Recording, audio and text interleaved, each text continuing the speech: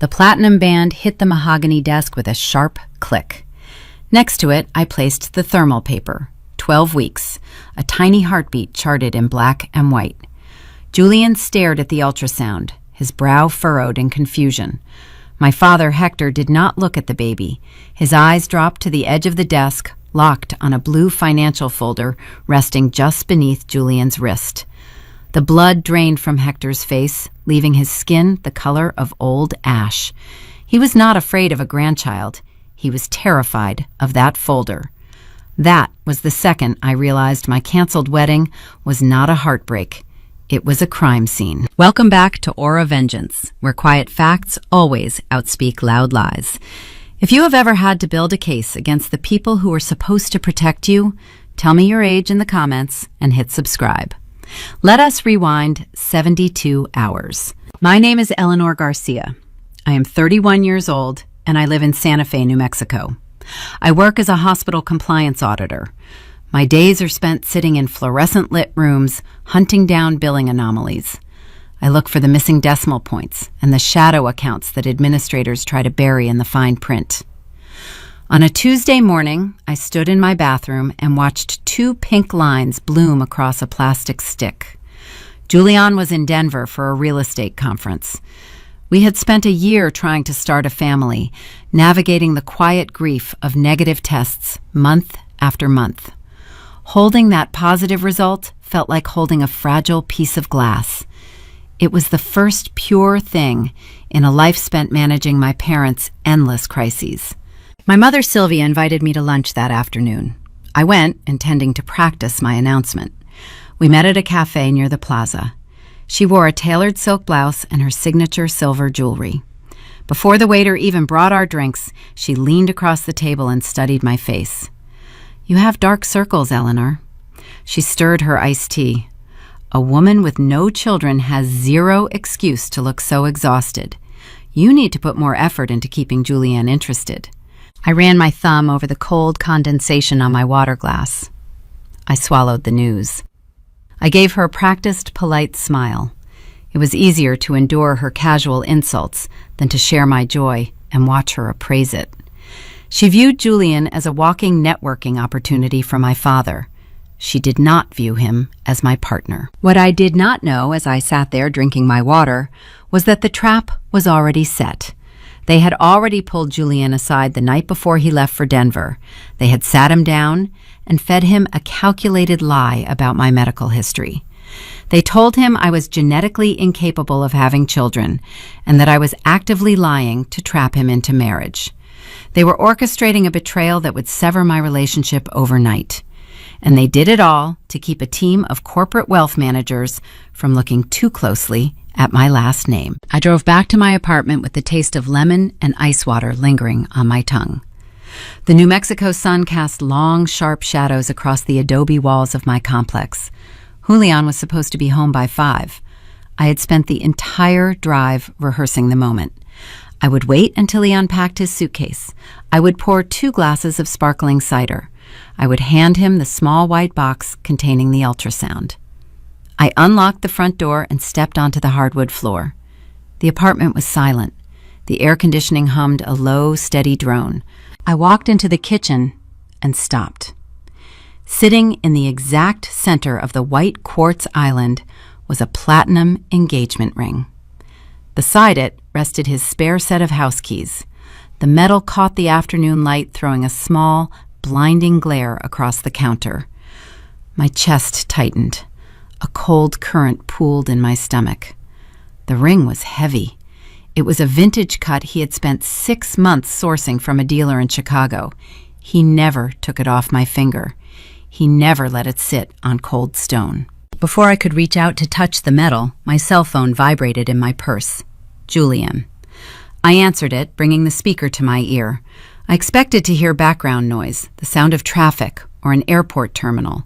Instead, I heard nothing but the dead quiet of a sealed car interior. "Julian," I said. My voice shook. "You left your ring." "I am not coming back, Eleanor." His voice did not sound angry. It sounded hollow.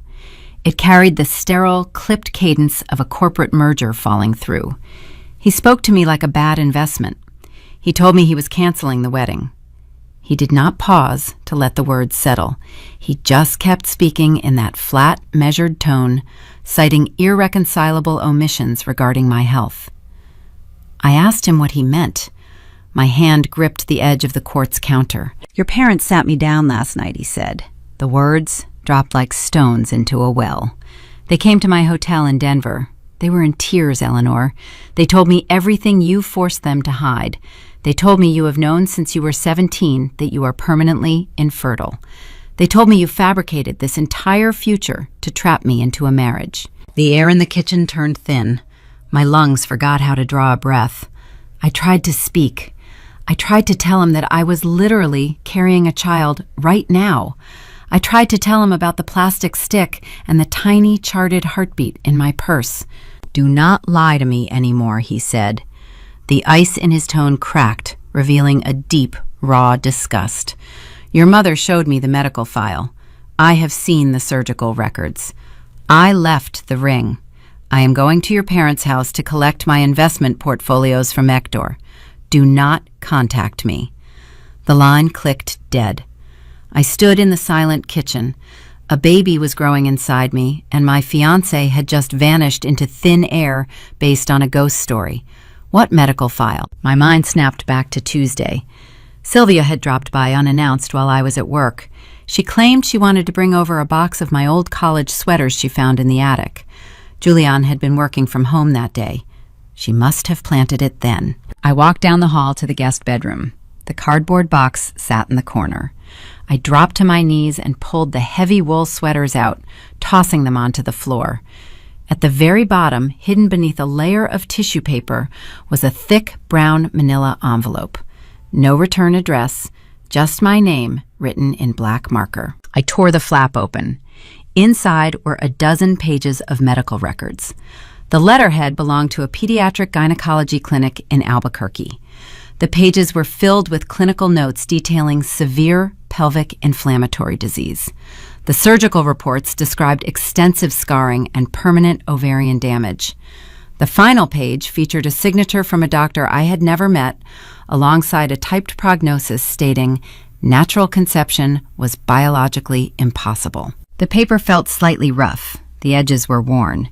It looked incredibly real. Panic is a physical sensation. It starts behind the eyes and floods the nervous system with static. I sat on the floor, pressing a hand to my flat stomach. I read the clinical descriptions again. My vision blurred. Was the pregnancy test a false positive? Was it a tumor, an ectopic pregnancy?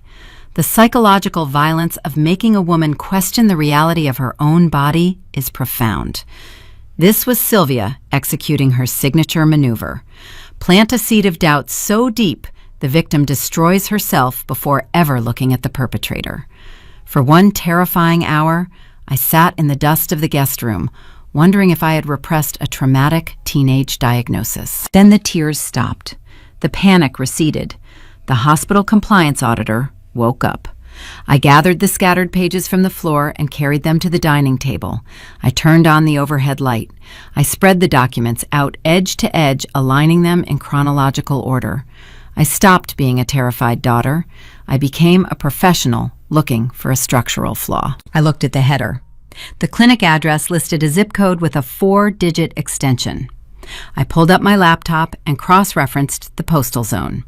The Postal Service did not assign that specific extension to that Albuquerque sector until 2013. The document was dated 2007. I moved to the surgical notes. October 14, 2007. Invasive pelvic reconstruction. 6 weeks of mandated bed rest. I closed my eyes and pulled up that exact month. I was a high school junior. That specific weekend, I was running the 400-meter dash at the regional track championship. I still have the silver medal in a shoebox in my closet. I was not lying in a sterile hospital bed undergoing surgical reconstruction. I was running 3 miles in the high desert sun. I looked closer at the letterhead logo. The ink sat too flat on the page. It carried a slight pixelation around the curved edges. It It was the kind of artifacting produced by a mid-tier home office inkjet printer, rather than a commercial medical press. The documents were forged. My own parents had spent hours fabricating a fake medical history. They printed it on aged paper. They drove to Denver. They put on a theatrical performance of grief and fed the forgery to my fiancé. Why? A lie this massive has an expiration date. It is unsustainable. If Julian had stayed to confront me, we could have driven to a clinic together and proved my fertility with a single blood draw. The lie was not meant to hold up to scrutiny. It was designed specifically to make him leave immediately. It was a controlled demolition. They needed Julian to pack his bags and walk away before a specific event occurred. Julian used his mother's maiden name in his daily life to avoid the weight of his father's reputation. But his father was the head of Crescent Ridge Capital, a titan in corporate asset management. If Julian and I married, his family's firm would require a mandatory prenuptial financial disclosure. It is standard protocol for families with that level of wealth. They would conduct a deep dive forensic audit of my entire background. The infertility lie was not about babies. It was about severing my connection to the Crescent Ridge auditors. The cruelty was surgical, but it was ultimately a distraction, a smoke bomb thrown into my living room, so I would choke on the fumes while the real fire burned somewhere else. They needed me single. They needed me unattached to that family. I stared at the forged papers on my dining table. Hector and Sylvia were hiding something in the dark, something so dangerous they were willing to destroy my future to keep it buried. Julian said he was at their house right now retrieving his investment portfolios. I scooped the platinum ring off the kitchen island. I grabbed the leather box containing the ultrasound. I left the fake medical records on the table and walked out the door. I was going to look my father in the eye and find out exactly what he was trying to hide. The drive south on Interstate 25 felt like a silent film playing at double speed. The Sandia Mountains loomed in the distance, cutting a jagged silhouette against the cloudless New Mexico sky. The air conditioner in my sedan struggled against the midday heat, but my palms were freezing. They gripped the steering wheel with enough force to turn my knuckles white. I was not driving toward a reconciliation. I was driving into a hostile audit. My parents lived in an exclusive gated subdivision in Albuquerque, the kind of neighborhood where the lawns stay unnaturally green despite the desert drought, and the driveways are paved with imported cobblestone. Hector built his career developing commercial real estate. He projected an image of untouchable success. His tailored suits and imported cigars were carefully curated props. Sylvia was his dedicated co-star, always hosting charity galas and pouring expensive wine for people they secretly despised. Julian, with his pedigree and his quiet trust fund, was the ultimate trophy they had secured for their collection. I parked my car on the street, avoiding the circular driveway. The heavy oak front door was unlocked. It always was during the day. I stepped into the foyer. The house smelled of lemon polish and fresh lilies. From down the hall, the low murmur of voices drifted out of my father's home office. I walked down the corridor. My flats made zero sound on the thick Persian runner. I stopped in the doorway. The home office was a shrine to Hector. Dark wood panels lined the walls. An imposing mahogany desk dominated the center of the room. Julian stood on the guest side of the desk, packing a stack of leather-bound investment portfolios into his briefcase. Hector stood behind the desk, his posture rigid. Sylvia hovered near the window, playing the role of the tragic matriarch. Julian looked up. His hands froze on the brass latches of his briefcase. "Eleanor," he said. His voice cracked, carrying a mixture of pity and exhaustion. "You should not be here." I did not answer him. I walked straight to the mahogany desk. I unclasped my purse. I pulled out the platinum engagement ring and dropped it onto the polished wood. The metal struck the surface with a sharp, solitary click. Then I reached back into my bag and pulled out the square of thermal paper. I placed the 12-week ultrasound scan directly next to the diamond. Julian stared at the tiny plotted heartbeat, his brow furrowed. The narrative he had been fed less than 24 hours ago fractured in real time. He looked at me, searching for the deception. But Hector did not look at the ultrasound. My father's eyes dropped to the edge of the desk, locking onto a thick blue folder resting just beneath Julian's left wrist. The color drained from Hector's face, leaving his skin a pale, sickly gray. A bead of sweat materialized near his hairline. He was not afraid of the baby. He was terrified of the blue folder. Before the silence could stretch into a demand for answers, Sylvia pivoted. She executed a masterclass in toxic deflection. She glided across the Persian rug and placed a manicured hand gently on Julian's forearm. Her eyes brimmed with manufactured tears. "We did not want to break your heart, Julian," she whispered, her tone dripping with rehearsed sorrow. "She is pregnant, but the child is not yours." It was a breathtaking maneuver. When caught in a lie, build a bigger fire, shift the blame, attack the credibility of the witness. Julian turned his head. He looked at Sylvia, then he looked at me. He hesitated. That single second of hesitation was a heavy stone dropping onto fragile glass. It shattered every remaining ounce of affection I held for him. A partner who trusts you will demand proof of your betrayal. A partner who views you as a liability will search for any excuse to cut his losses. Julian did not want the truth. He wanted an exit strategy that protected his pride. I did not scream. I did not defend my fidelity. Pleading is a currency used by the guilty. I looked Julian dead in the eye, keeping my voice as flat and cold as a hospital corridor. "A DNA test takes 48 hours, I said, but financial fraud takes years to untangle." Julian blinked, the confusion deepening across his features. Financial fraud. While Hector remained paralyzed by my words, I moved. I stepped forward and snatched the blue folder out from under Julian's wrist. Hector snapped out of his trance. "Give that back," he barked. He lunged across the mahogany desk, sending a heavy crystal paperweight crashing to the floor. The glass shattered against the hardwood, sending shards scattering across the rug. I stepped backward, evading his grasping hands. The blue folder was secured firmly against my chest. Hector braced his hands on the edge of the desk, his chest heaving. The mask of the polished real estate developer dissolved, revealing a cornered, panicked animal. "Get out of my house," Sylvia hissed, her voice losing its melodic charm. "I already left," I replied. I turned my back on the three of them. I walked out of the home office, down the pristine hallway, and out the heavy oak front door. I did not run. Running implies fear. I walked with the steady, measured pace of an auditor who had just secured the primary ledger. The heat inside my sedan was stifling. I locked the doors and started the engine, letting the air conditioning blast against my face. My hands shook, a fine, uncontrollable tremor rippling through my fingers. Adrenaline flooded my system, demanding a physical release.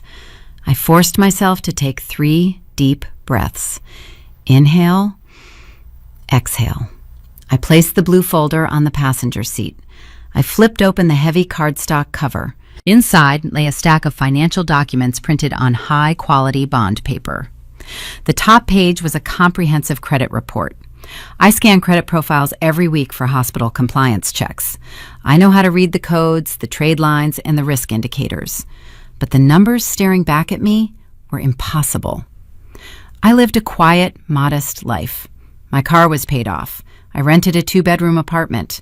I paid my credit card balance in full every month. This file depicted a different reality. The summary page showed a staggering debt load.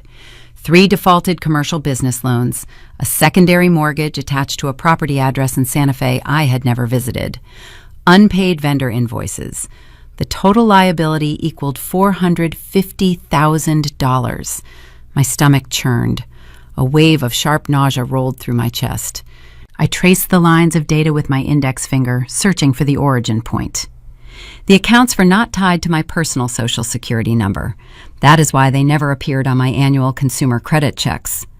The loans were anchored to an employer identification number. An EIN functions like a Social Security number for a corporate entity. I looked at the top of the registration document. The business was registered under a specific name, Eleanor Garcia Consulting. They misspelled my first name. They dropped the A. It was a deliberate structural choice. a shadow identity designed to float through the banking system undetected by my personal financial monitors. The commercial debt was a ticking time bomb hidden in a corporate blind spot. The pieces of the puzzle slammed together, forming a terrifying picture. The infertility lie had nothing to do with saving face. If Julianne and I got married, his father's firm, Crescent Ridge Capital, would deploy their internal wealth managers to draft our prenuptial agreement. Those auditors would not just pull my personal consumer file, they would run a deep corporate sweep. They would find the EIN. They would find the defaulted commercial loans. They would discover the financial rot attached to my identity. Hector and Sylvia were not trying to ruin my happiness. They were trying to stop a forensic audit. They aborted my wedding to prevent Julian's family from uncovering a $500,000 financial crime. I sat in the sweltering car holding a piece of paper that made me legally responsible for an astronomical debt. My own flesh and blood had forged my signature, hollowed out my future, and fed my fiancé a grotesque medical lie just to keep themselves out of a federal courtroom. I closed the folder. The betrayal was no longer emotional. It was systemic. But as I stared at the misspelled name on the corporate registration, a new chilling question surfaced in my mind. Hector was a careless, arrogant man. He did not possess the meticulous accounting skills required to maintain a shadow corporation for this long. Someone else had to be balancing these books. Someone who knew exactly how to manipulate the banking system without tripping the fraud alerts. Who was secretly managing my ruin? And how much more money had they hidden in the dark? The steering wheel felt sticky beneath my palms. The heat inside the sedan baked the leather seats, releasing a faint synthetic odor. I stared at the blue folder resting on the passenger side. $450,000. The number was abstract. It was the kind of figure you read about in corporate embezzlement briefings, not something attached to a hospital employee who packs her own lunch to save $20 a week. My parents had constructed an elaborate financial trap using my name as the bait. They harvested my clean background to float their sinking real estate ventures, and when the bill came due, they prepared to burn my life to the ground to hide the smoke. I needed to call my bank. I needed to freeze my personal checking accounts before Hector could drain those too. I reached for my cell phone resting in the center console. Before my fingers could touch the screen, it vibrated. The caller identification displayed a familiar Albuquerque area code. It was the main administrative line for St. Jude Regional Medical Center, my employer. I pressed the green icon and lifted the phone to my ear. Eleanor Garcia, I answered. My voice sounded remarkably steady considering the tectonic plates of my life were actively collapsing. Eleanor, it is Marcus. Marcus was the director of human resources. He usually communicated via sterile automated emails. Hearing his voice on a direct line was an immediate red flag. He sounded strained. He cleared his throat, a dry, raspy sound that echoed through the speaker. We received a highly concerning phone call this afternoon, Eleanor. It was your father, Hector Garcia. My spine stiffened. I leaned back against the hot leather seat. What did he say, Marcus? He told us you are experiencing a severe medical crisis. He said you have been exhibiting paranoid behavior for weeks, hallucinating a pregnancy. He stated you broke into his private home office today and stole highly sensitive legal documents belonging to his clients. He sounded terrified for your safety, Eleanor. He asked us to intervene before you hurt yourself or compromised hospital records. The calculated precision of the strike left me breathless. Hector had not waited for me to digest the blue folder. He knew I would eventually trace the shadow EIN back to his accounts. He knew I was an auditor. So he decided to destroy my credibility before I could sound the alarm. If a person is documented as suffering a psychotic break, their accusations of financial fraud are dismissed as paranoid delusions. Marcus, I am perfectly healthy, I said. My tone remained flat. I am pregnant. I have the ultrasound. My father is attempting to manipulate my employment status due to a personal legal dispute. I want to believe you, Eleanor, Marcus replied, but your father forwarded a medical file. It details a history of severe pelvic trauma. It states you cannot conceive. The forged medical documents. Sylvia had not just planted them in my guest room to terrorize me. She had kept copies.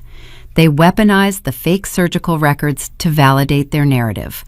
A woman claiming to be pregnant when her medical history proves it is biologically impossible looks exactly like a woman losing her grip on reality. Given the sensitive nature of your position as a compliance auditor, we have to follow protocol, Marcus continued. You have access to thousands of confidential patient billing records. Until you can provide an independent psychological evaluation clearing you for duty, your security clearance is suspended, effective immediately. You are on unpaid administrative leave. Do not attempt to log into the hospital servers. A sharp, cold click echoed through the speaker as Marcus disconnected the call. I lowered the phone. The screen faded to black. In a single afternoon, I had been systematically erased. My fiancé was gone, my credit was obliterated, and now my paycheck and my professional reputation were frozen.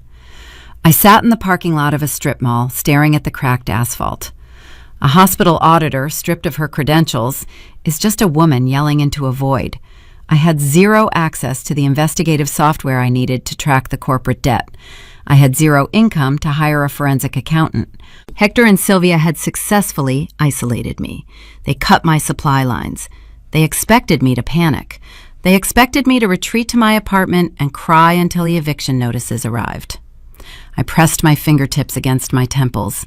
The pressure built behind my eyes, a dull, throbbing ache. I looked back at the blue folder, the misspelled corporate registration, Eleanor Garcia Consulting. Hector was an arrogant man. He signed deals on golf courses and bullied contractors into cutting corners. He did not possess the meticulous patience required to maintain a shadow corporation. He did not know how to layer fake invoices or cycle loan payments to keep the debt hidden from routine sweeps. Someone else was balancing these books. Someone with a deep understanding of corporate accounting and a direct link to my father's historical financial records. My mind drifted back to a rainy Tuesday afternoon 10 years ago. I was 21, visiting my parents' house for the holidays. I was sitting at the kitchen island drinking coffee. The front door had opened, and my Aunt Teresa had walked in, dripping wet, without knocking. Teresa was Sylvia's younger sister. She had worked as Hector's private bookkeeper for a decade, managing his properties and filing his quarterly taxes. The family narrative was that Teresa was unstable, a paranoid hoarder who mismanaged her own money and went bankrupt. Sylvia always spoke about her with a cloying pity, warning me never to lend Teresa cash. But on that rainy Tuesday, Teresa had not looked unstable. She had looked furious. She marched into the kitchen, slammed a stack of spiral-bound ledgers onto the granite counter, and pointed a shaking finger at Hector. "You moved the escrow funds," Teresa had screamed.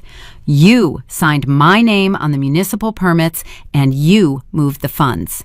Sylvia had calmly picked up the landline phone and dialed the local precinct. She told the dispatcher her sister was having a manic episode and threatening violence.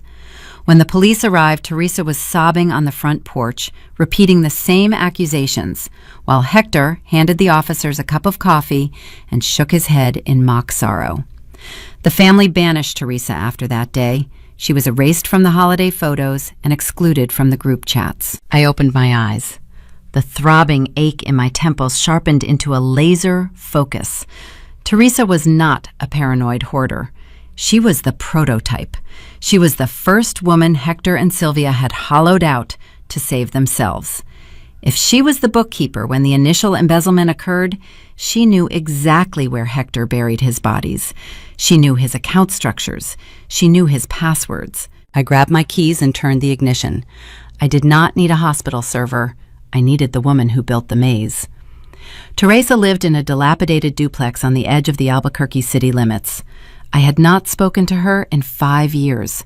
I did not know if she would even open her door for the daughter of the people who destroyed her life. But she was the only piece on the board Hector could not control. I shifted the car into drive. The tires gripped the hot asphalt as I pulled out of the parking lot.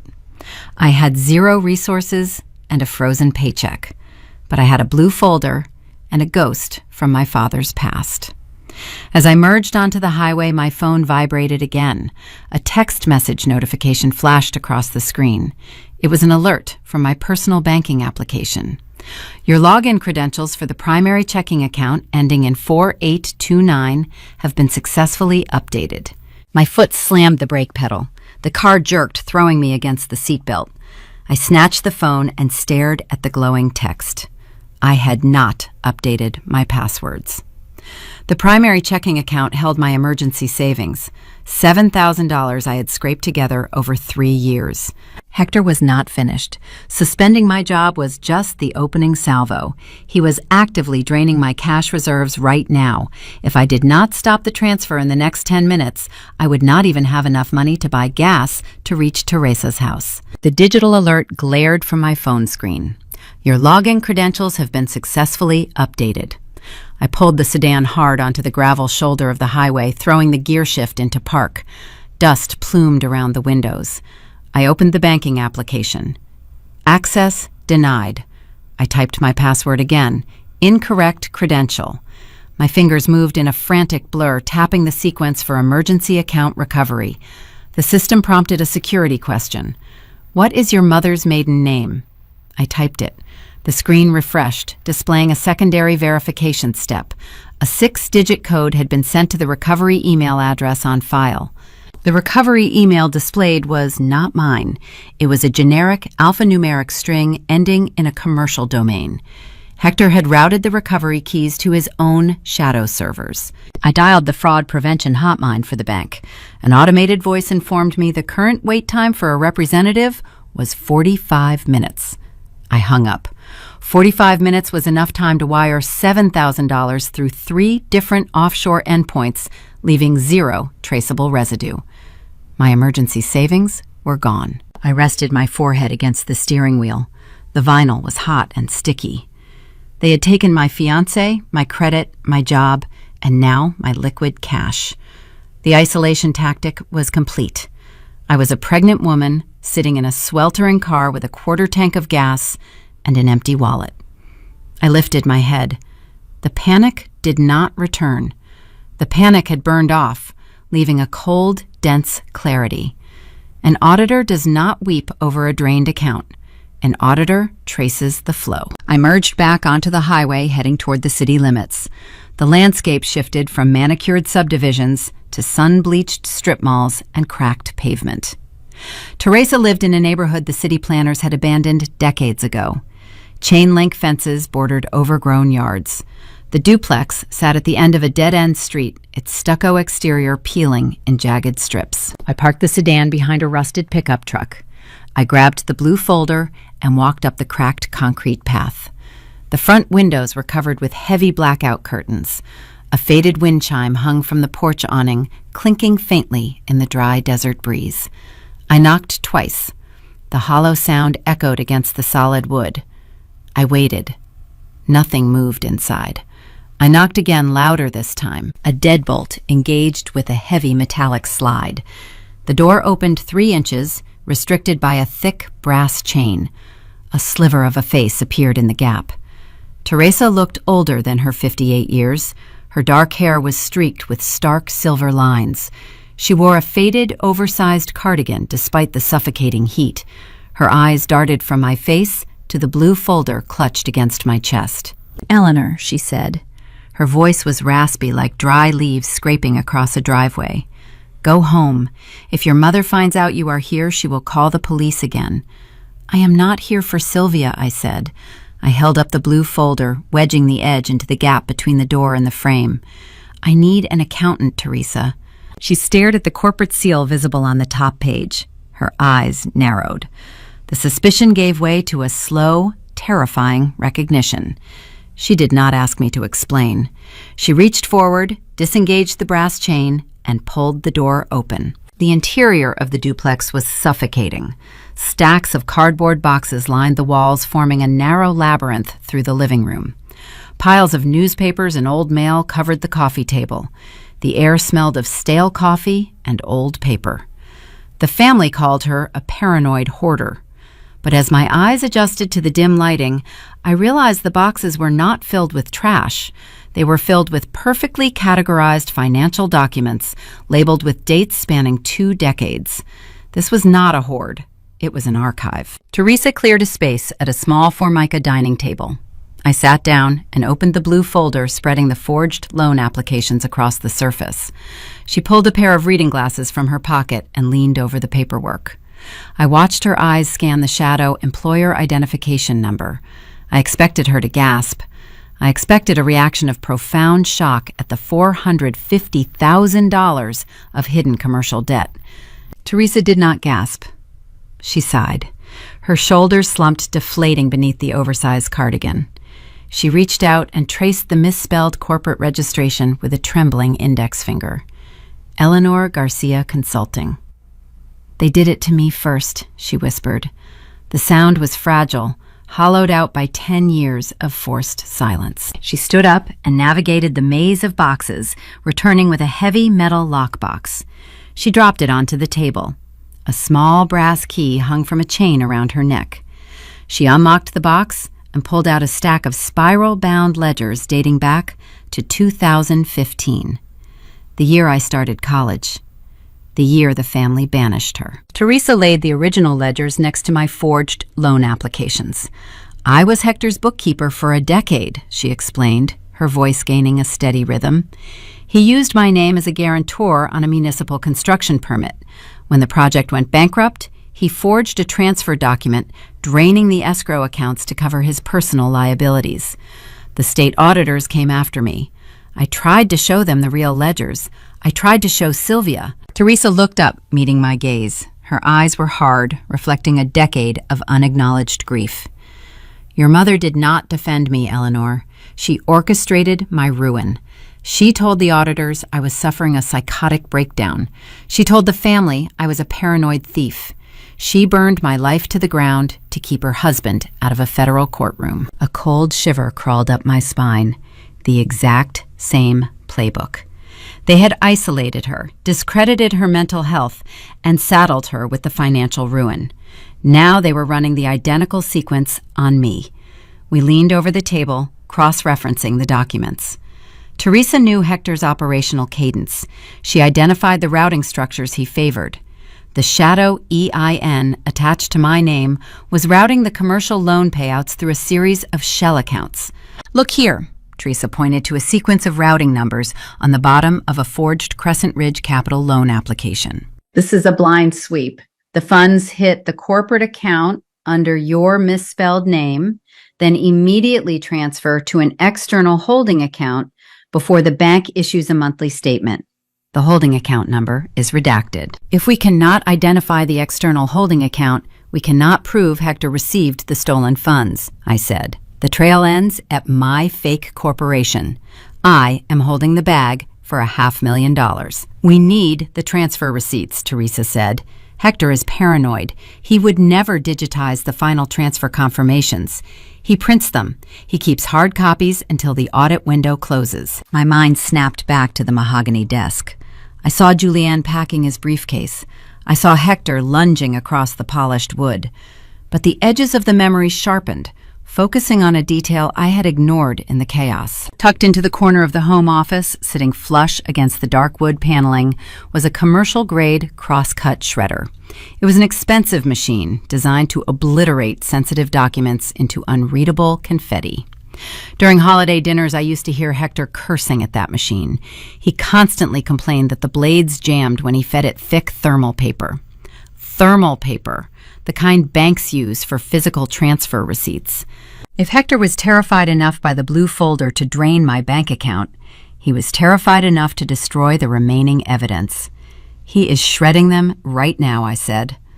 I stood up, pushing the chair back so hard it scraped against the linoleum. "The crosscut machine in his office. He is destroying the hard copies." Teresa grabbed my wrist. Her grip was surprisingly strong. "You cannot go back there, Eleanor. If you step foot on that property, Sylvia will call the police. She will enforce the narrative that you are having a manic episode. They will place you on a mandatory psychiatric hold." I pulled my wrist free. I picked up the blue folder and tucked it under my arm. "I am not going to knock on the front door, Teresa. I am going to bypass the security panel." "You do not have the master code," she warned. "Hector changes it every month." I looked at the woman who had spent 10 years preserving the truth in cardboard boxes. Hector changes the user pins, I replied, but he is a creature of habit. He never resets the factory override sequence because he is terrified of locking himself out. You installed that security system in 2012. You know the sequence. Teresa stared at me. The silence stretched tight, pulling the tension across the dim room. She reached into her cardigan pocket, pulled out a stub of a pencil, and wrote a 6-digit numeric code on the back of a grocery receipt. She slid the paper across the Formica table. If they catch you inside that house, Eleanor, they will not just ruin your credit. They will take your freedom. I folded the receipt and placed it in my pocket. I already lost my freedom the day they stole my name. Now I am going to steal it back. I walked out of the duplex into the blinding afternoon sun. The air was thick, pressing against my skin.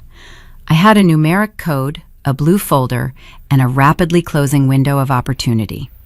I had to infiltrate a fortified house, retrieve shredded thermal paper from a jammed machine, and escape without tripping a silent alarm. As I opened my car door, a new notification lit up my phone screen.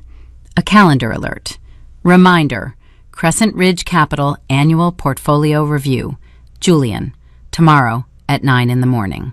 The blood froze in my veins. Julian was not just canceling a wedding. He was presenting his updated financial disclosures to his father's corporate board tomorrow morning. If those auditors reviewed his recent personal associations, they would flag my shadow EIN immediately. Hector was not just shredding paper to hide the money.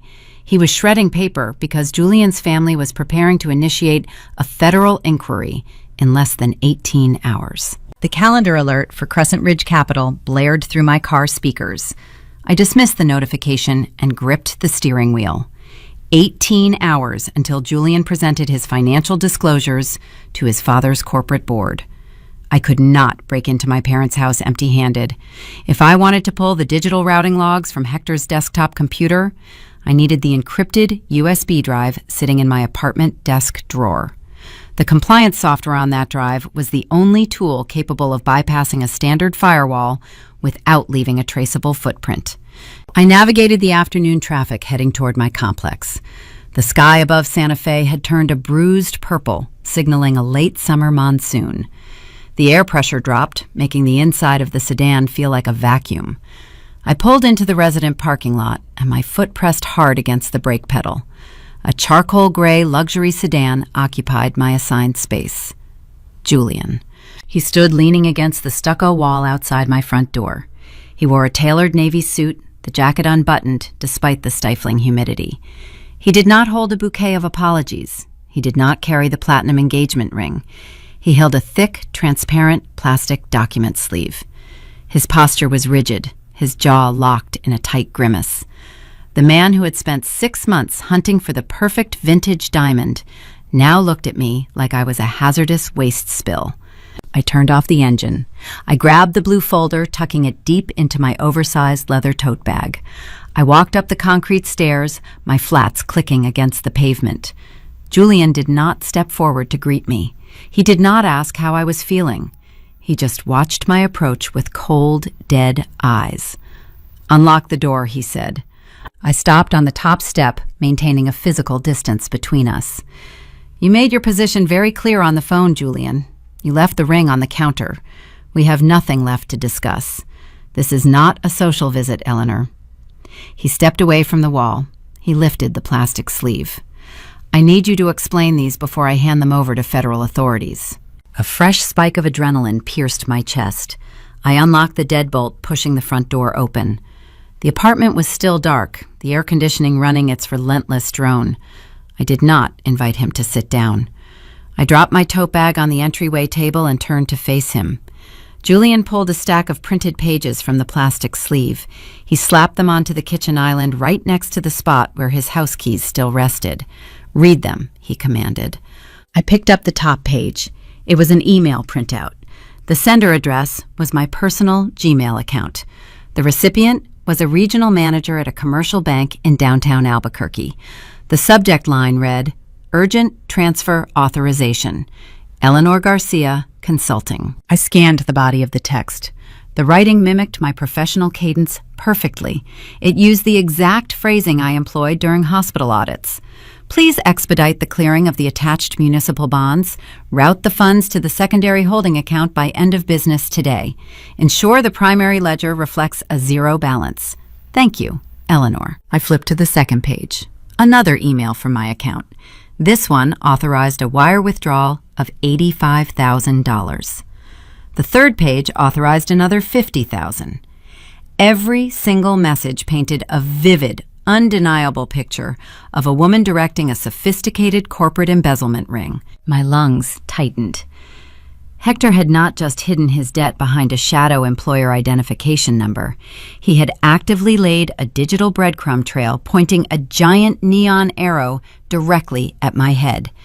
He had hijacked my personal email, forging correspondences to bank managers. He framed me as the criminal mastermind. I dropped the papers onto the court's counter.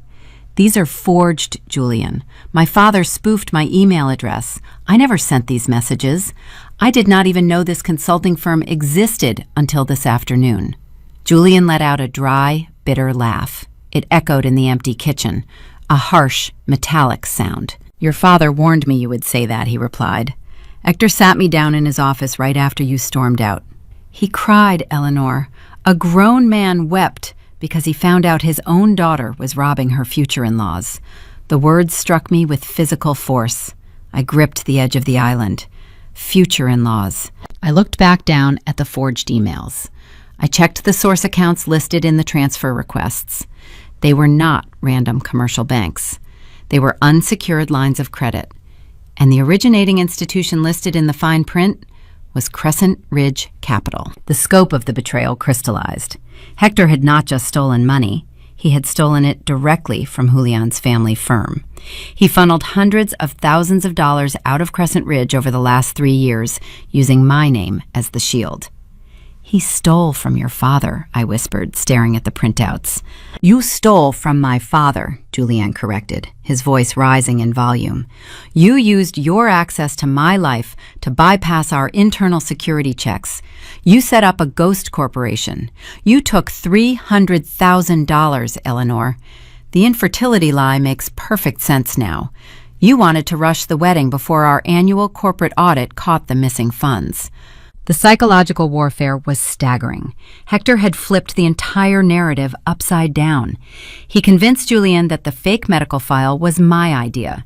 He made Julian believe I was a barren sociopath rushing to the altar to cover up a 6-figure theft. Julian leaned across the kitchen island, pressing his palms flat against the stone. My father is taking these printed emails to the Federal Bureau of Investigation in 48 hours. The room started to spin. 48 hours. I am giving you one chance, Julian said, his eyes stripping me of every ounce of humanity. Tell me where the $300,000 is hidden. Return the money to Crescent Ridge. If you cooperate, I will ask my father to handle this civilly. If you lie to me again, you are going to federal prison. He did not wait for my response. He turned around and walked out the front door, pulling it shut behind him. The heavy thud vibrated through the floorboards. I stood alone in the dim kitchen. The stakes had just escalated from personal financial ruin to imminent federal incarceration. If I could not prove Hector forged those emails and stole that money, I would be indicted. I pictured the cold concrete walls of a holding cell. I placed a trembling hand over my stomach. I would give birth to my child in federal custody while Hector and Sylvia drank mimosas at the country club. I had exactly 2 days to dismantle a 5-year conspiracy. I needed the IP addresses of those spoofed emails. Digital forensics would prove the messages originated from Hector's home network, not my apartment. I also needed the shredded thermal paper jammed in his office machine.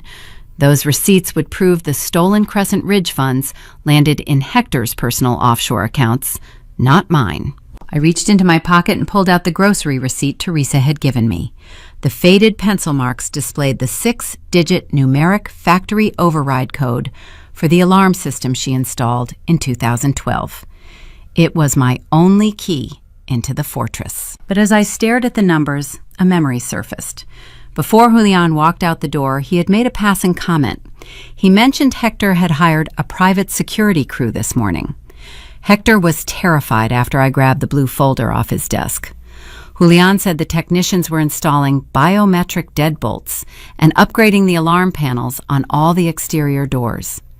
Teresa's factory override code was useless. The old system was gone. The sky outside my window cracked with a sudden crack of thunder. The monsoon broke, sending sheets of heavy rain lashing against the glass. I was locked out. I had a ticking federal deadline, a forged paper trail pointing a loaded gun at my chest, and an impenetrable fortress standing between me and the truth. How could I bypass my parents' newly installed security system? A soft chime broke the silence of my dark kitchen. The screen of my laptop illuminated, casting a pale blue glow across the quartz island. An email notification hovered in the corner of the display. The sender was Sylvia Garcia. I leaned forward and clicked the icon. The recipient list read like a strategic deployment. My aunts, my uncles, Julian's parents, 3 members of the Crescent Ridge Capital Executive Board. The subject line was typed in careful title case, Healing and Grace for Eleanor. I read the body of the message. The text was a masterstroke of psychological manipulation. Sylvia wrote that the family was enduring a profound private tragedy. She claimed my mental health had deteriorated rapidly, causing severe delusions and reckless financial behavior. She stated that Hector and I needed a safe, contained environment to begin the healing process. She formally invited everyone to a private brunch at the Santa Fe Country Club on Sunday morning to offer prayers and support for my recovery. I stared at the glowing screen. Sylvia was weaponizing her vanity. She was using the most exclusive dining room in the city to control the narrative.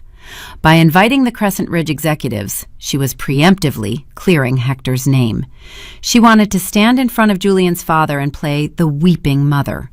She wanted to establish a public record of my supposed insanity before Julian handed those forged emails to the federal authorities on Monday. I printed the invitation. I set the paper down next to the forged bank transfers Julian had left behind. Sylvia intended to use Sunday morning as a theater production, but she had also handed me a precise operational window. Hector and Sylvia would be 3 miles away pressing linen napkins to their eyes. The house in Albuquerque would be empty. I picked up my phone and dialed Teresa's number. She answered on the second ring. "They are hosting a brunch on Sunday," I said. "The house will be clear from 9 until noon. But Julian told me Hector hired a security firm yesterday. He said they installed biometric deadbolts and upgraded the alarm panels. Your old master code might be useless." Teresa let out a dry, rasping laugh. "Hector is a man who buys a custom suit and wears cheap polyester socks," she replied. "He cares about optics. He probably paid top dollar to secure the front entrance and the patio doors because that is what the neighbors see. But the side garage entrance runs on a separate analog circuit. I wired it myself 10 years ago. If you use the physical keypad hidden behind the recycling bins, my factory override sequence will bypass the localized grid." A tight knot in my chest uncoiled. I spent the rest of Saturday night preparing my audit tools. I loaded my secure USB drive with the hospital-grade compliance software. I packed a pair of steel tweezers, a set of latex gloves, and a heavy-duty flashlight. Sunday morning broke with a harsh, glaring sun. The storm had passed, leaving the desert air thick with evaporating moisture. I parked my sedan 2 streets away from my parents' gated subdivision. I sat behind the steering wheel, watching the digital clock on my dashboard click to 9:15. A sleek, silver Mercedes glided past my intersection, turning onto the main boulevard. Hector was driving. Sylvia sat in the passenger seat, wearing a wide-brimmed hat. The diversion was active. I exited my car and walked down the manicured sidewalk. The neighborhood was quiet. Sprinkler systems hissed in the distance, throwing arcs of water over pristine emerald lawns. I slipped down the narrow side corridor of my parents' property. The shadow of the tall stucco wall hid me from the street. I found the side garage entrance exactly where Teresa described. A row of heavy plastic recycling bins shielded the door. I pulled them aside. A faded plastic keypad rested flush against the wall. The numbers were worn down from years of use. I pulled the grocery receipt from my pocket. I typed the 6 digits Teresa had written down. A sharp beep sounded from the panel. The red indicator light shifted to solid green. The deadbolt retracted with a heavy metallic slide. I pushed the door open and stepped into the dim garage. The scent of motor oil and expensive car wax hung in the stagnant air. I walked through the interior access door and entered the main hallway. The house was silent. The air conditioning whispered through the ceiling vents. I moved directly to Hector's home office. I pushed the heavy oak door open. The room smelled of stale cigar smoke and old sweat. It was the scent of a man failing to outrun his own lies. The mahogany desk was clear. The broken crystal paperweight had been swept up. I walked around the desk and knelt beside the commercial cross-cut shredder tucked into the corner. The power indicator was dark. Hector had unplugged the machine. I grabbed the heavy plastic housing and pulled the top section upward. It resisted.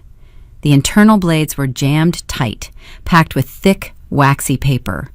I braced my knee against the base and pulled harder. The housing popped off with a loud snap. I turned on my flashlight, holding it between my teeth. I reached into my bag and pulled out the steel tweezers. The shredding gears were choked with strips of white thermal paper. Bank receipts. I wedged the tip of the tweezers into the metal teeth.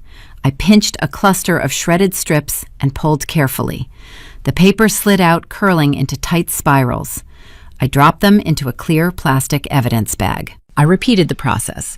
My hands moved with steady, mechanical precision. A sharp edge of the metal gear scraped my index finger, drawing a thin bead of blood. I ignored the sting. I extracted every single strip of thermal paper, clearing the jam. I sealed the plastic bag. The physical proof of Hector's offshore deposits was secured. I stood up and sat in Hector's leather desk chair. I pressed the power button on his desktop computer. The monitor glowed, illuminating the dark wood paneling. A password prompt appeared on the screen. I did not bother trying to guess his current login phrase. I inserted my secure USB drive into the side port. I initiated a hard reboot. As the system powered down, I pressed the override keys, forcing the computer to boot directly from my external drive. The screen went black before a cascade of green text scrolled down the display. The hospital compliance software bypassed the local operating system entirely. I opened the network diagnostic tool. I pulled the printed forged emails Julian had left at my apartment out of my bag. I typed the specific routing headers and timestamp data from the spoofed messages into the search field. I hit execute. A progress bar appeared on the screen. The software sent a reverse ping, querying the digital pathway the emails had traveled. If Hector was a professional hacker, he would have routed his traffic through a virtual private network, bouncing the signal across multiple international servers. But Hector was a real estate developer playing out of his depth. The progress bar filled. The screen flashed a match. The origin IP address populated the terminal window. I looked at the string of numbers. I minimized the window and opened the local network settings for the router sitting on the edge of the mahogany desk. I compared the digits. They were identical.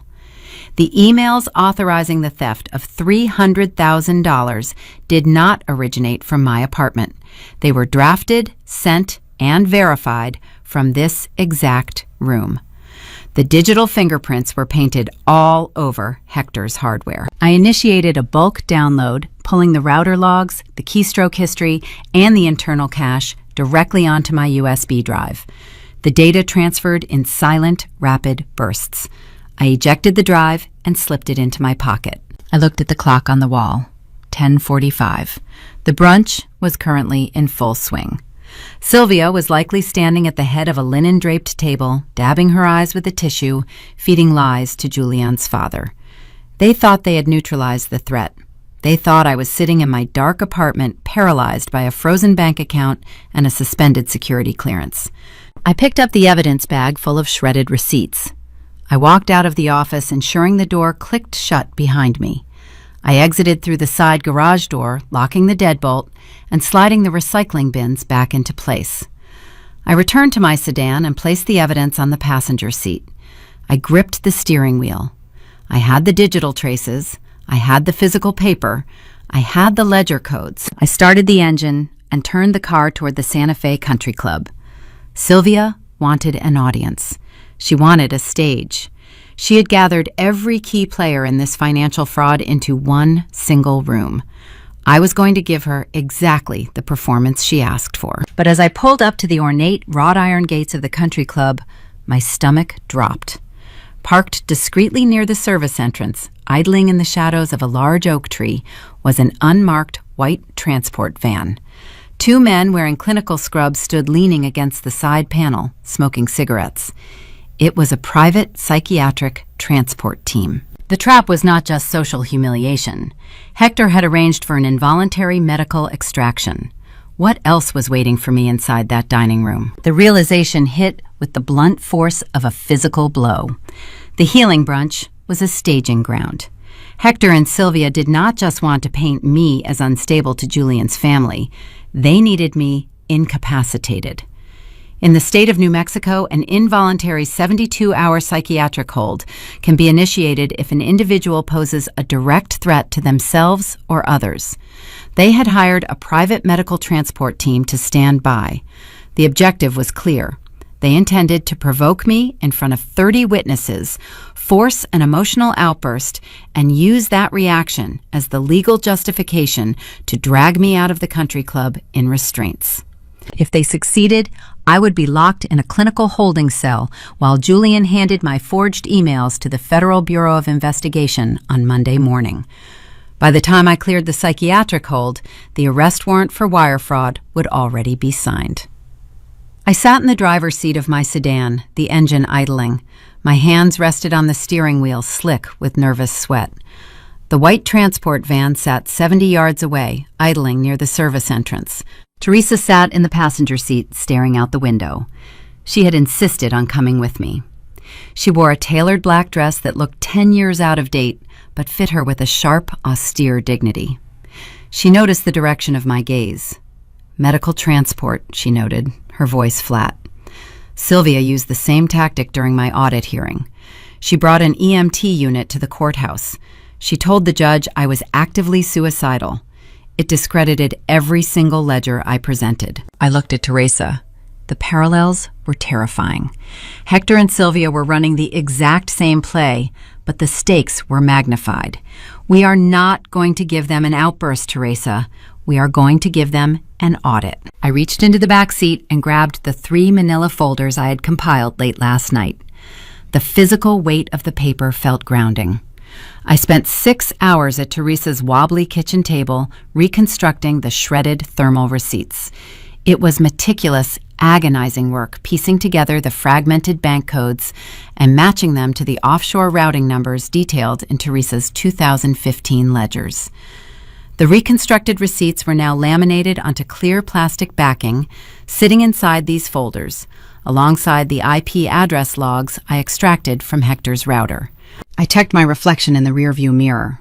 I wore my sharpest charcoal blazer. My hair was pulled back into a severe knot. I did not look like a grieving fiancé or a hysterical daughter. I looked like a compliance officer preparing to deliver a hostile termination notice. We exited the vehicle. The dry heat of a high desert pressed against my skin. I walked toward the grand entrance of the Santa Fe Country Club, Teresa matching my stride. The lobby was a cavern of polished marble and dark mahogany. A brass placard displayed the directory. The Garcia private reception was located in the sunroom at the end of the western corridor. We walked down the long hallway. The thick carpet absorbed the sound of our footsteps. As we approached the heavy oak double doors, the low murmur of polite conversation drifted out, the clinking of crystal glasses, the soft scrape of silver cutlery against porcelain. I paused, placing a hand flat against the heavy wood of the door. The pressure cooker was screaming inside my chest. If my voice cracked, if my hands trembled, if I showed a single ounce of genuine emotional pain, Hector would signal those men outside, and this entire counteroffensive would collapse into a psychiatric nightmare. I had to execute this flawlessly. I could not raise my volume a single decibel. I pushed the doors open. The sunroom was bathed in brilliant mid-morning light, streaming through floor-to-ceiling windows. 3 linen-draped tables were arranged in a semicircle. My extended family occupied the outer tables. Aunts, uncles, and cousins who had ignored my existence for years now sat sipping mimosas, whispering in hushed, performative tones. At the head table sat the core targets. Hector wore a tailored gray suit projecting an aura of stoic paternal strength. Sylvia sat beside him wearing a pristine white dress, dabbing her eyes with a monogrammed handkerchief. Julian sat frozen, staring at his untouched plate. Next to Julian sat his parents. His father, Richard, was the chief executive of Crescent Ridge Capital. Richard possessed the cold, calculating gaze of a man who evaluated human beings purely by their net worth. The chief financial officer of Crescent Ridge sat next to Richard, sipping black coffee. My sudden appearance acted like a vacuum, sucking the air out of the room. The polite murmurs ceased. The clinking of cutlery stopped. 30 pairs of eyes snapped toward the doorway. I stepped into the room. Teresa followed, stopping a few feet behind my right shoulder. Sylvia's head jerked up. The monogrammed handkerchief dropped to the tablecloth. Her eyes widened, a flash of genuine panic cracking her tragic mask. She had not anticipated me bringing a witness, especially not the witness she had spent a decade convincing the family was a paranoid lunatic. Hector recovered faster. He stood up, pushing his chair back. The scrape of the wooden legs against the floorboards was the only sound in the silent room. "Eleanor," he said, his voice laced with heavy theatrical sorrow.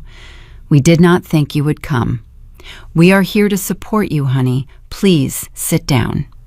He took a step toward me, holding his hands out in a placating gesture.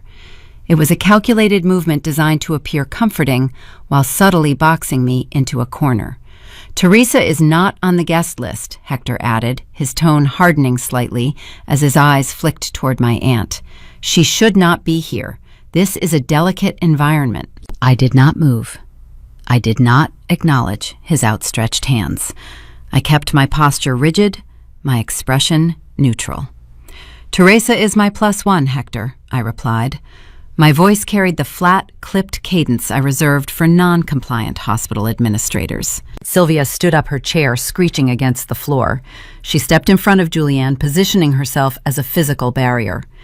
"Eleanor," she pleaded, her voice trembling with practiced fragility, "we are trying to help you. You are severely unwell. You need to let us get you the psychiatric help you desperately require. The delusions are tearing this family apart." She was priming the audience, setting the stage for the men in the white van waiting outside. I did not take the bait. I did not raise my voice to argue my sanity. I bypassed the emotional theater entirely.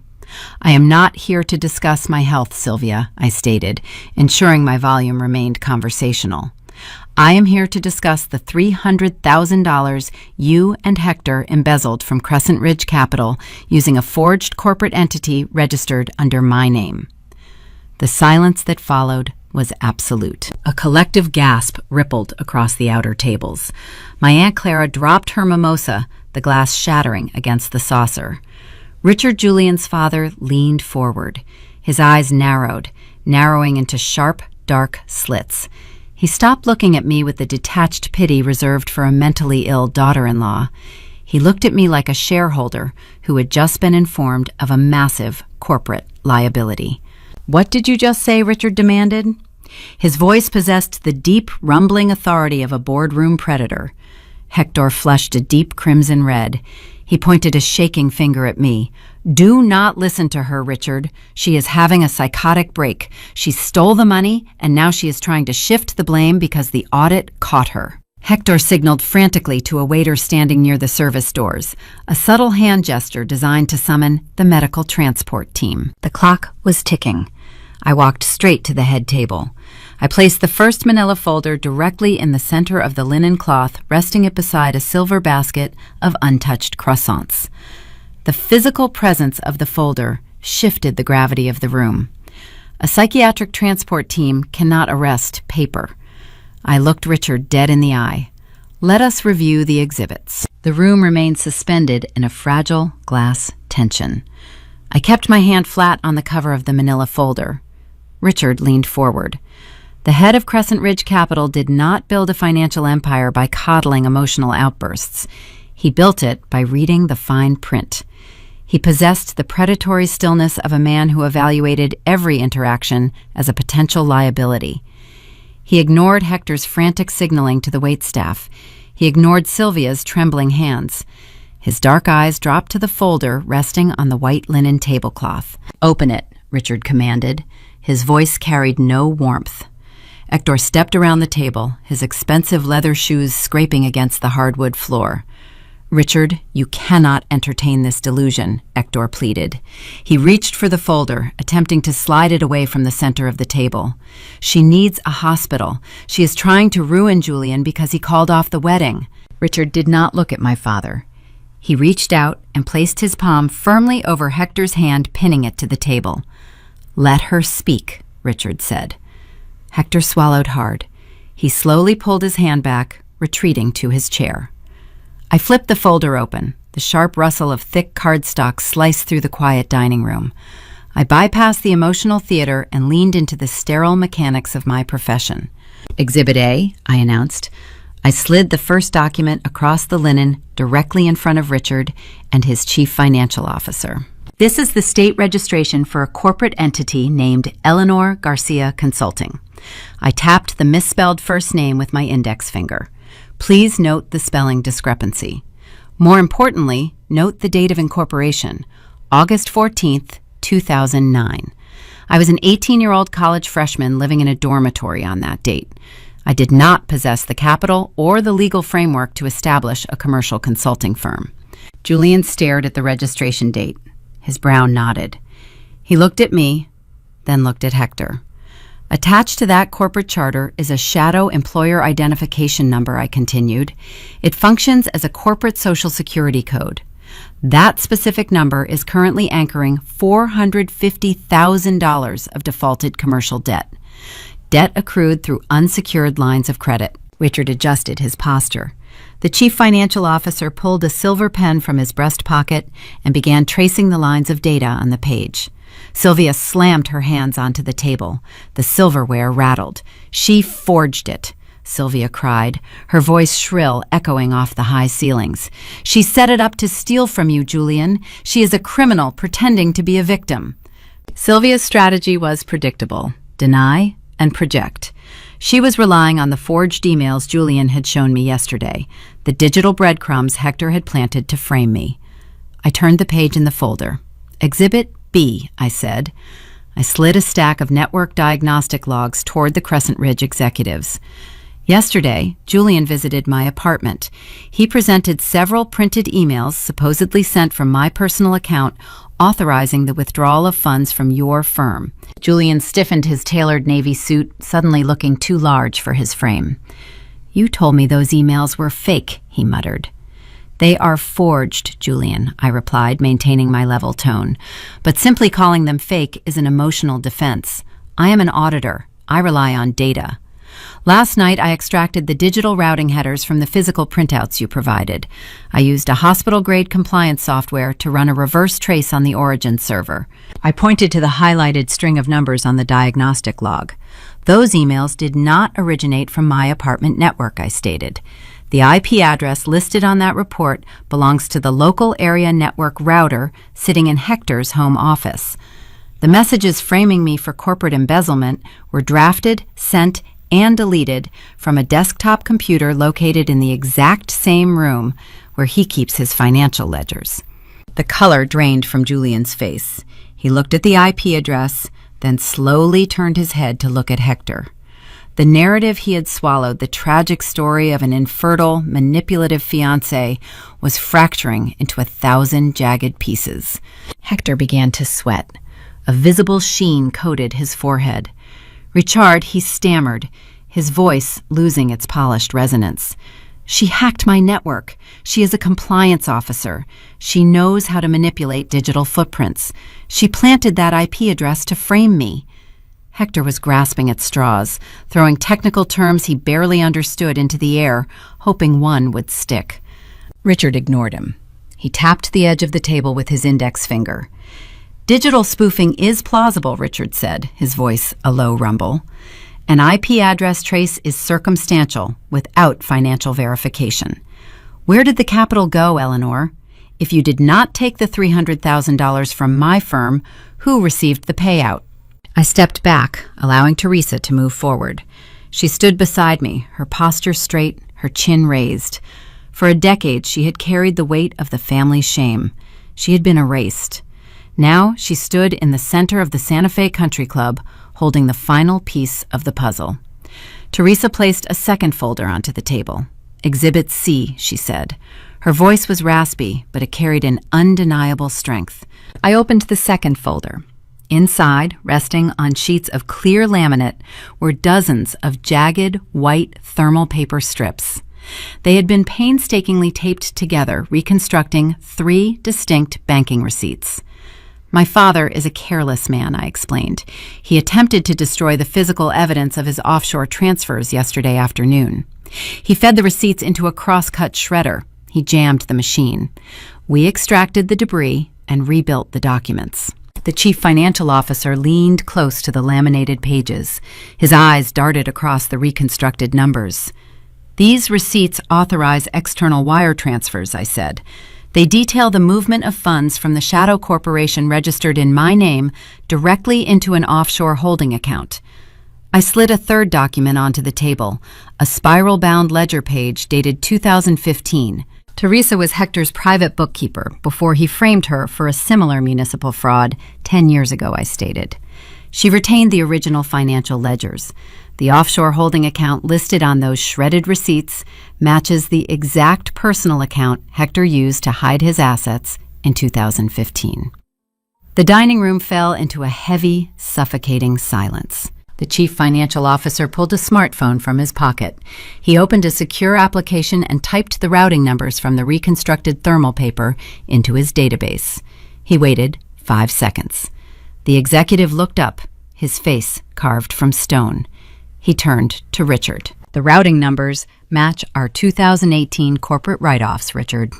The funds originated from our unsecured credit division, bounced through the Garcia Consulting entity, and landed in this specific offshore account. The audit was complete. The paper trail was closed. Julian buried his face in his hands. A quiet, ragged breath escaped his lungs. He finally understood the magnitude of the lie. He had abandoned a pregnant woman, leaving an engagement ring on a kitchen counter because he chose to believe a cornered embezzler over his own partner. Hector collapsed back into his chair. The polished real estate developer was gone, replaced by a hollow, terrified man facing the collapse of his entire existence. Sylvia stared at the table, her mouth opening and closing silently, unable to formulate another lie. I looked at Richard. You have the evidence, Richard. You have the IP logs, the corporate registration, and the transfer receipts. Before Richard could respond, the heavy oak doors of the sunroom burst open. The polite veneer of the country club shattered. 2 men wearing clinical white scrubs marched into the private dining room. They were broad-shouldered and moved with practiced mechanical efficiency. One of them carried a heavy nylon restraint belt hooked to his belt loop. The private psychiatric transport team had entered the building. Hector leaped to his feet, pointing a trembling finger directly at my chest. His eyes were wild-wide, with the desperate, frantic energy of a cornered predator playing his final card. "Take her!" Hector screamed, his voice cracking. "She is a danger to herself. Sedate her and get her out of this room right now." The 2 men stepped toward me, their expressions blank and professional, closing the distance across the Persian rug. The financial truth was sitting on the table, but physical force was walking right toward my arms. The 2 men in clinical scrubs closed the distance, crossing the thick Persian rug with heavy, deliberate strides. The nylon restraint belt clicked softly against the hip of the lead orderly. Hector stood behind his chair, chest heaving, his arm extended like a general ordering an execution. "She is experiencing a severe manic episode," Hector yelled, projecting his voice so the entire dining room could hear. "We have medical authorization. Secure her before she harms the baby." Sylvia began to weep, a high-pitched theatrical wail covering her face with her hands. "Oh, please be gentle with her," she cried. "She does not know what she is doing." The psychological warfare was staggering. Even while cornered by undeniable financial proof, they defaulted to their primary weapon: invalidate the witness. If they dragged me out of this room kicking and screaming, every document on that table would be tainted by the visual of a hysterical woman resisting medical intervention. The lead orderly reached out his large hand, clamping down on my right shoulder. "Ma'am," he said, his voice a low, practiced drone. "We need you to come with us, quietly." I did not flinch. I did not pull away. A physical struggle is exactly what Hector needed to validate the psychiatric hold. I turned my head, looking directly into the orderly's eyes. My voice remained perfectly level, matching his clinical detachment. "Take your hand off me," I stated. He tightened his grip. "We have authorization from your next of kin, ma'am. You are under a 72-hour observation mandate." I reached into the inner pocket of my charcoal blazer.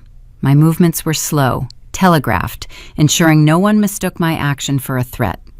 I pulled out a crisp white envelope and held it up, pressing it flat against the chest of the lead orderly. He glanced down. He did not release my shoulder, but his eyes scanned the bold red lettering printed across the top of the document. "Read it," I instructed. The man hesitated, then pulled his hand back, breaking physical contact. He took the envelope and opened the flap, sliding out a 3-page medical document. "I am a compliance auditor for St. Jude Regional Medical Center," I announced, my voice carrying across the silent dining room. "I know exactly how an involuntary psychiatric hold is initiated in the state of New Mexico. I know it requires an emergency petition filed by a family member citing imminent danger, and I know how to preemptively neutralize it." I looked at Hector, his outstretched arm slowly lowered to his side, the manic energy draining from his posture. "What you are holding," I said, turning back to the transport team, "is a comprehensive psychological evaluation. It was conducted yesterday afternoon by Dr. Helen Mercer, the Chief of Psychiatry at St. Jude. It includes a full cognitive assessment and a toxicology screen. The evaluation certifies that I am of sound mind, completely lucid, and displaying 0 symptoms of psychosis, mania, or paranoia." The lead orderly flipped to the second page, his eyes scanning the detailed clinical notes and the prominent hospital seal stamped at the bottom.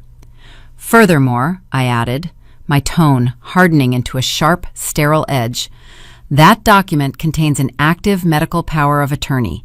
It legally revokes Hector and Sylvia Garcia's status as my next of kin regarding all healthcare decisions. It transfers that authority to my Aunt Teresa." The orderly looked at Teresa. She stood beside me, her posture rigid, her eyes cold and unwavering. "The emergency petition Mr. Garcia filed this morning is legally void," I stated. "You are currently attempting to detain a pregnant woman against her will based on a fraudulent medical claim. If you touch me again with that restraint belt, I will file a civil lawsuit against your transport company for assault, false imprisonment, and medical malpractice before you even reach the parking lot." The lead orderly stared at the hospital seal. He was a contractor hired to transport a volatile patient, not a soldier willing to absorb a massive corporate lawsuit. He folded the evaluation, sliding it back into the envelope. He handed it back to me. "My apologies, ma'am," he said, his professional drone replaced by genuine caution. "There seems to be a conflict in the authorization paperwork. We will stand down." He signaled his partner. The 2 men turned around and walked out of the sunroom, the heavy oak doors swinging shut behind them. The silence returned, settling over the room like a thick layer of dust. The final desperate maneuver had failed. Hector was completely disarmed. He had no more smoke bombs. He had no more deflections. He stood behind his chair, stripped of his tailored armor, exposed as a cornered, terrified fraud. Richard, the head of Crescent Ridge Capital, watched the medical team exit. He did not blink. He turned his dark, predatory gaze back to the manila folders resting on the linen tablecloth. He picked up the reconstructed thermal receipts and the IP address logs. He aligned the edges of the paper, tapping them against the table with a sharp, rhythmic thud. Julian, Richard said, his voice echoing through the quiet room. Julian lifted his face from his hands. He looked broken. The pristine illusion of his pedigree and his perfect future had shattered, leaving a hollow, bewildered man in an expensive Navy suit. "Yes, sir," he whispered. "Gather these documents," Richard ordered, sliding the folders across the table. "Call the legal department. Instruct them to freeze all personal and corporate assets tied to Hector Garcia immediately." Julian nodded, his hands trembling as he reached for the manila folders. Hector panicked. The reality of federal ruin crashed down upon him. "Richard, please," he begged, his voice cracking. "We can handle this privately. I can liquidate the commercial properties in Albuquerque. I can repay the $300,000. With interest. Do not call the lawyers. We are family." Family, Richard repeated the word, tasting like poison on his tongue. "You forged my firm's financial records. You stole capital from my investors, and you attempted to institutionalize your own pregnant daughter to cover your tracks. You are not family, Hector. You are a liability." Sylvia began to hyperventilate, clutching her chest, her monogrammed handkerchief crumpled in her fist. "Richard, you must understand," she gasped. "We were desperate. The real estate market crashed. We were trying to protect our legacy.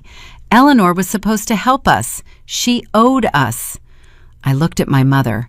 The sheer magnitude of her narcissism was breathtaking.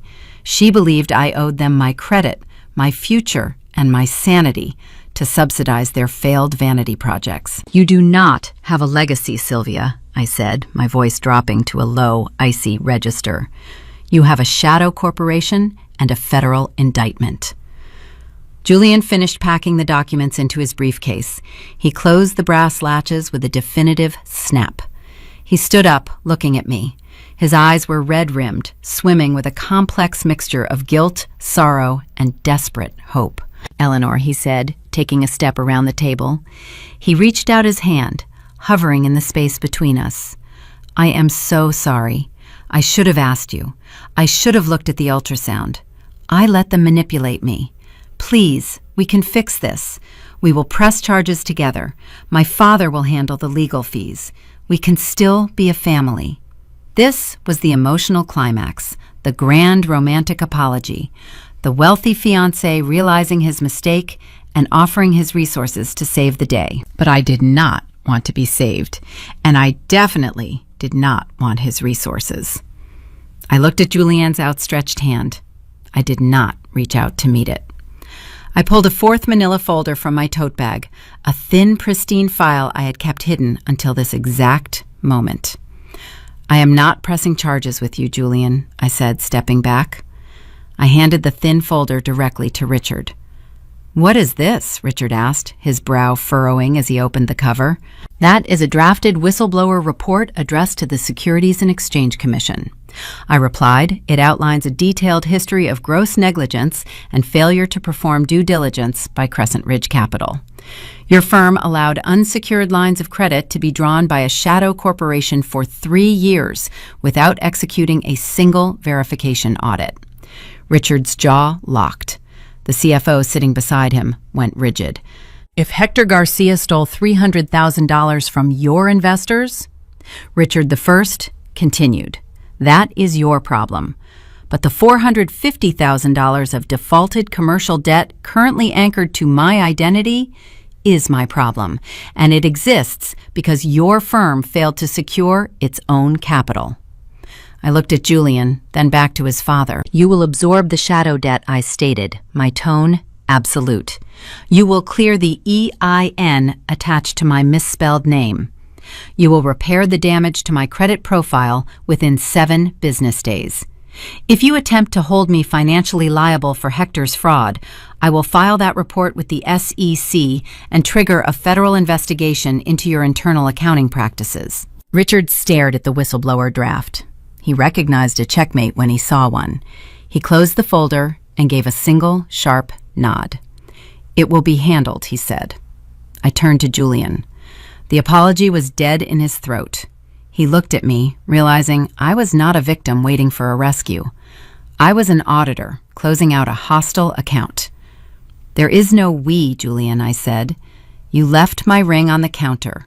Do not ever contact me again. I turned my back on the head table. I took Teresa's arm. We walked out of the sunroom, leaving the wreckage of 2 families burning behind us. But as we stepped into the marble lobby, my phone vibrated in my pocket. A text message from an unknown number. You think you won. Watch your back. The conflict was not over.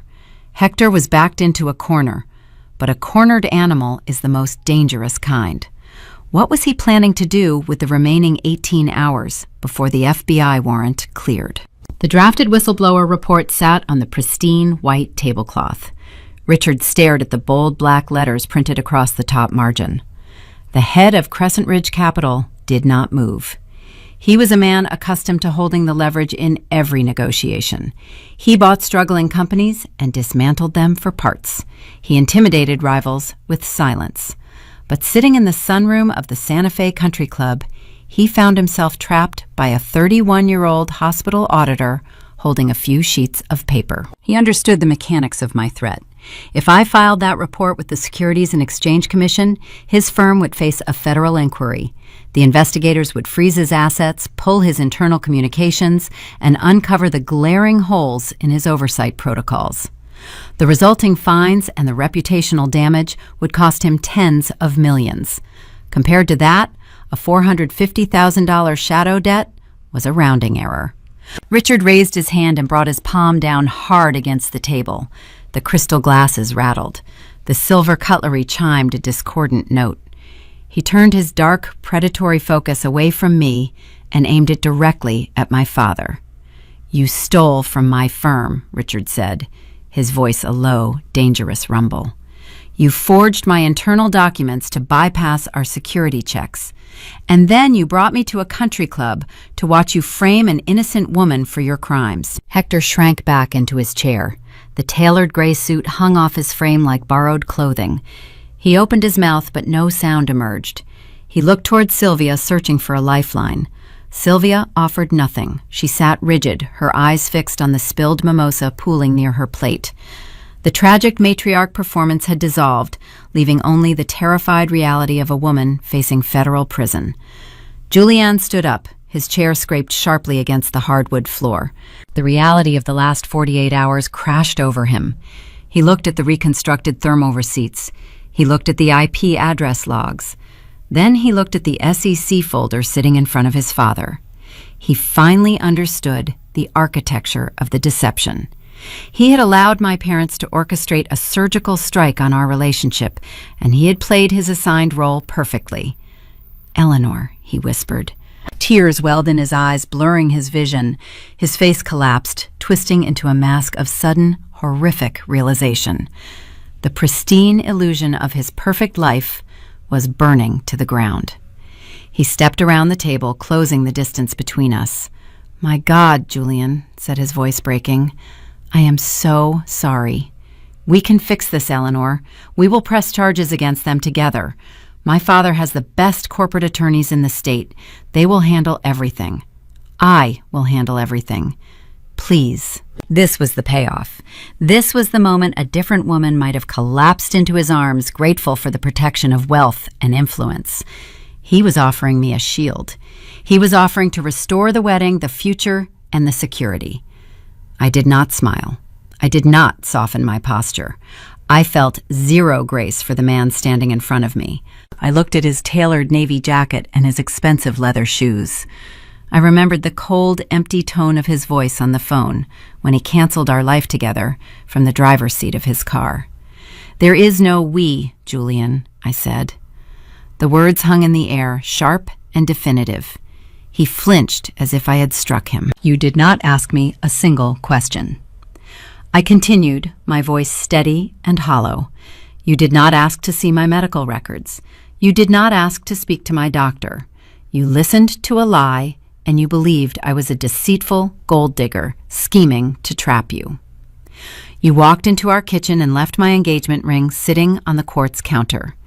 You do not get to play the hero now. You do not get to be outraged on my behalf. But they manipulated me, Julian pleaded, reaching a hand out toward my arm. They gave you an exit, I corrected, stepping out of his reach. and you took it because you value your portfolio more than you value my word. I turned my attention back to Richard. The corporate shark was watching the exchange, analyzing the shifted power dynamic.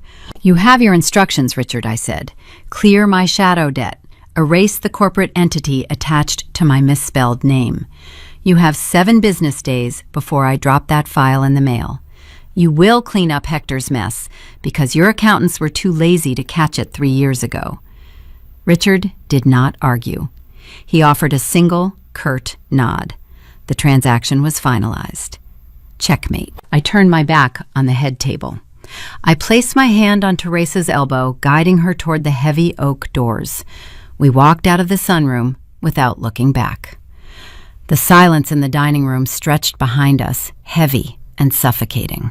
We crossed the marble lobby and stepped through the glass entry doors. The desert heat hit my face, washing away the sterile, air-conditioned chill of the country club. The unmarked white transport van was gone. The medical team had retreated, leaving the parking lot empty, except for the rows of luxury vehicles baking in the sun. I unlocked my sedan. Teresa slid into the passenger seat, resting her purse on her lap. She let out a long, slow breath. Her hands rested on her knees, steady and calm. You secured the perimeter, she said softly. I started the engine. I secured the debt, I replied. But Hector is still walking around with a loaded weapon. I pulled my phone from my blazer pocket. The screen displayed the anonymous text message I received just as we exited the dining room. You think you won. Watch your back. A number was untraceable, a burner application used to mask the origin. But I knew the sender. Hector was stripped of his dignity and his social standing, but he still possessed a primal, desperate instinct for survival. The Crescent Ridge attorneys were going to freeze his digital assets within the hour. The Federal Bureau of Investigation would likely secure a warrant by tomorrow morning. He had a narrow operational window to destroy the only physical evidence tying him directly to the offshore accounts. The reconstructed thermal receipts were in my possession. The IP logs were secured on my encrypted drive. But the original 2015 ledgers, the books proving the historical pattern of his embezzlement, were sitting in a rusted filing cabinet at Teresa's duplex. Teresa, I said, putting the car into gear, did you lock the deadbolt when we left your house this morning? She looked at me, her brow furrowing. I locked the front door. The deadbolt requires a key from the outside. Why? I handed her my phone displaying the text message. Hector is cornered, I explained. He knows Richard is going to hand the files over to the authorities. He knows your ledgers established the precedent for the wire fraud. He cannot touch the digital evidence. But paper burns, Teresa. The color drained from her cheeks. The ledgers, she whispered. I pressed the accelerator, merging onto the main road leading away from the country club. We were 3 miles from her neighborhood. If Hector slipped out the back door of the sunroom while Richard was calling his legal team, he had a 10-minute head start. My father was a man who cared deeply about optics. He avoided manual labor. He hired contractors to fix his plumbing and accountants to hide his theft. But fear strips away the polished veneer. A man facing 10 years in a federal penitentiary will break a window and strike a match without hesitation. The drive felt agonizingly slow. Every red light felt like a trap. Every slow-moving truck in the right lane felt like a deliberate obstacle. My hands gripped the steering wheel, testing the limits of the leather casing. We turned onto the cracked pavement of Teresa's street.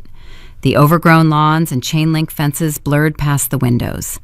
I navigated the final curve, approaching her dead-end lot.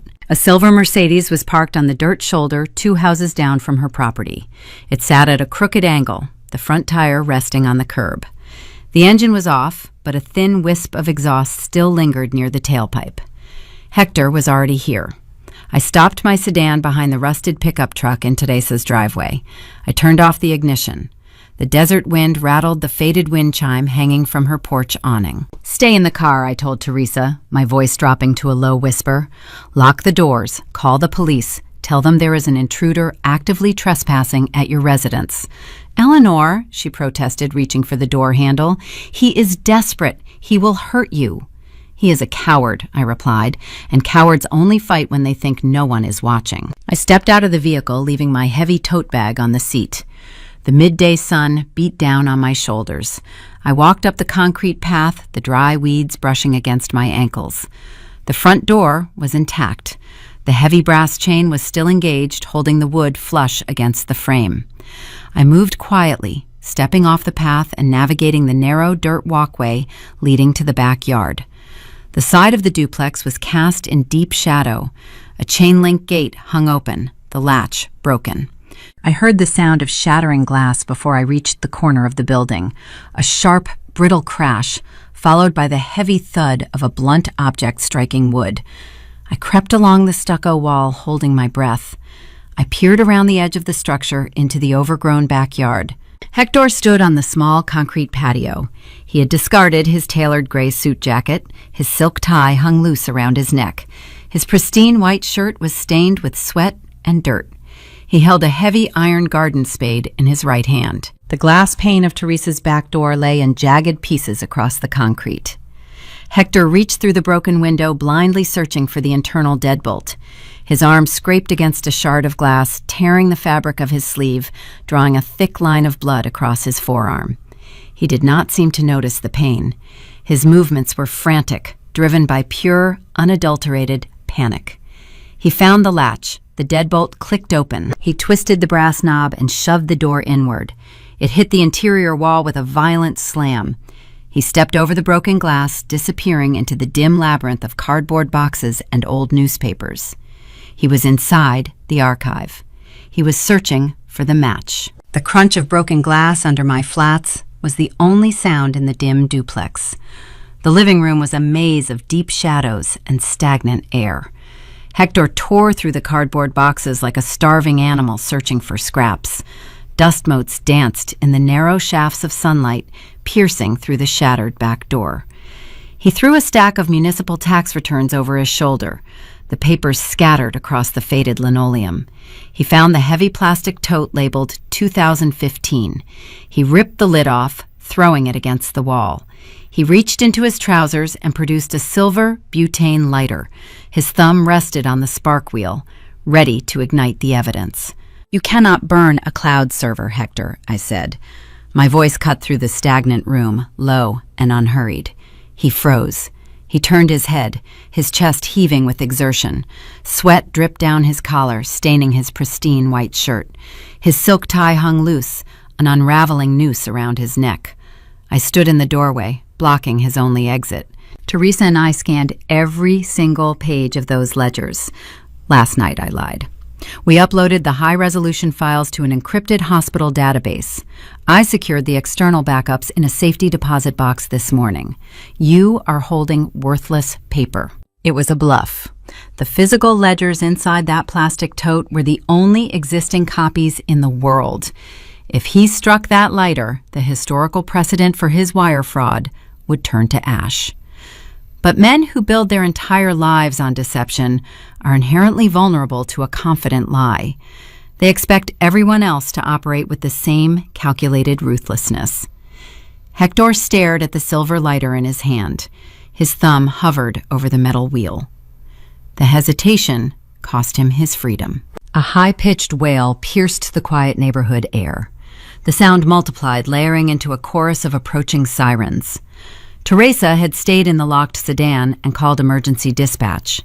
Red and blue strobe lights swept across the heavy blackout curtains, illuminating the dust hanging in the air. Hector dropped the lighter. It clattered against the linoleum. He did not run. He did not fight the officers when they entered through the broken door with their weapons drawn.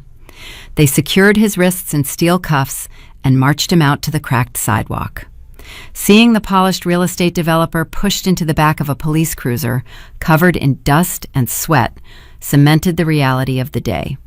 The severance was final. I stood on the dead grass and thought back to the moment I walked out of the country club dining room earlier that morning. Julian had reached for my hand, his eyes begging for a reprieve. I had stepped back, looking at the man I almost married.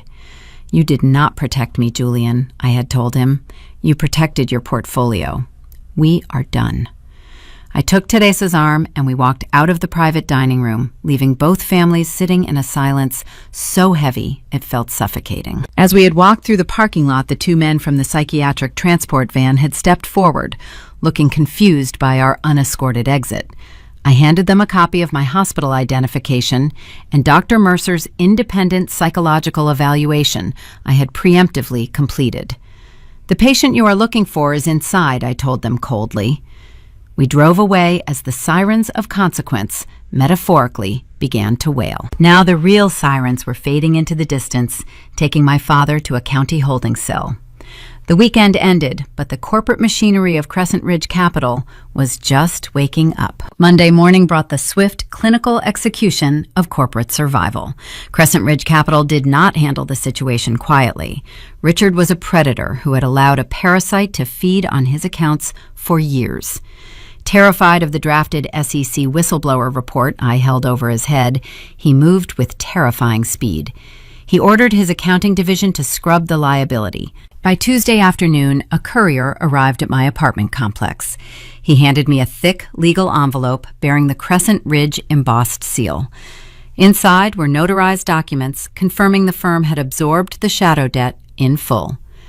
Richard utilized his internal legal division to decouple my identity from the forged employer identification number. They zeroed out the balances. My consumer credit profile was restored, returning to a flawless rating in a matter of days. Richard cleared his firm's liability to protect his own kingdom from federal scrutiny. But Richard did not stop at financial restructuring. He demanded retribution for the breach of his security. He compiled Hector's forged loan applications, the IP address logs extracted from the router, and the reconstructed thermal receipts. He did not file a local police report in Albuquerque. He bypassed the municipal detectives and handed the entire dossier directly to the regional office of the Federal Bureau of Investigation. The true crime thriller had reached its peak. The paper trail I built block by block was now resting on the desks of federal prosecutors. Wire fraud, identity theft, and bank fraud fall under strict federal jurisdiction. Hector was transferred from the local county lockup to a federal detention center before his attorneys could even arrange a bail hearing. The dust began to settle. I sat at my kitchen island drinking a glass of cold water. My hospital suspension was lifted, my security clearance active. I placed a hand over my stomach, feeling the quiet flutter of the life growing inside me. The storm seemed to have broken. The fraudulent debt was gone. My credit was mine again.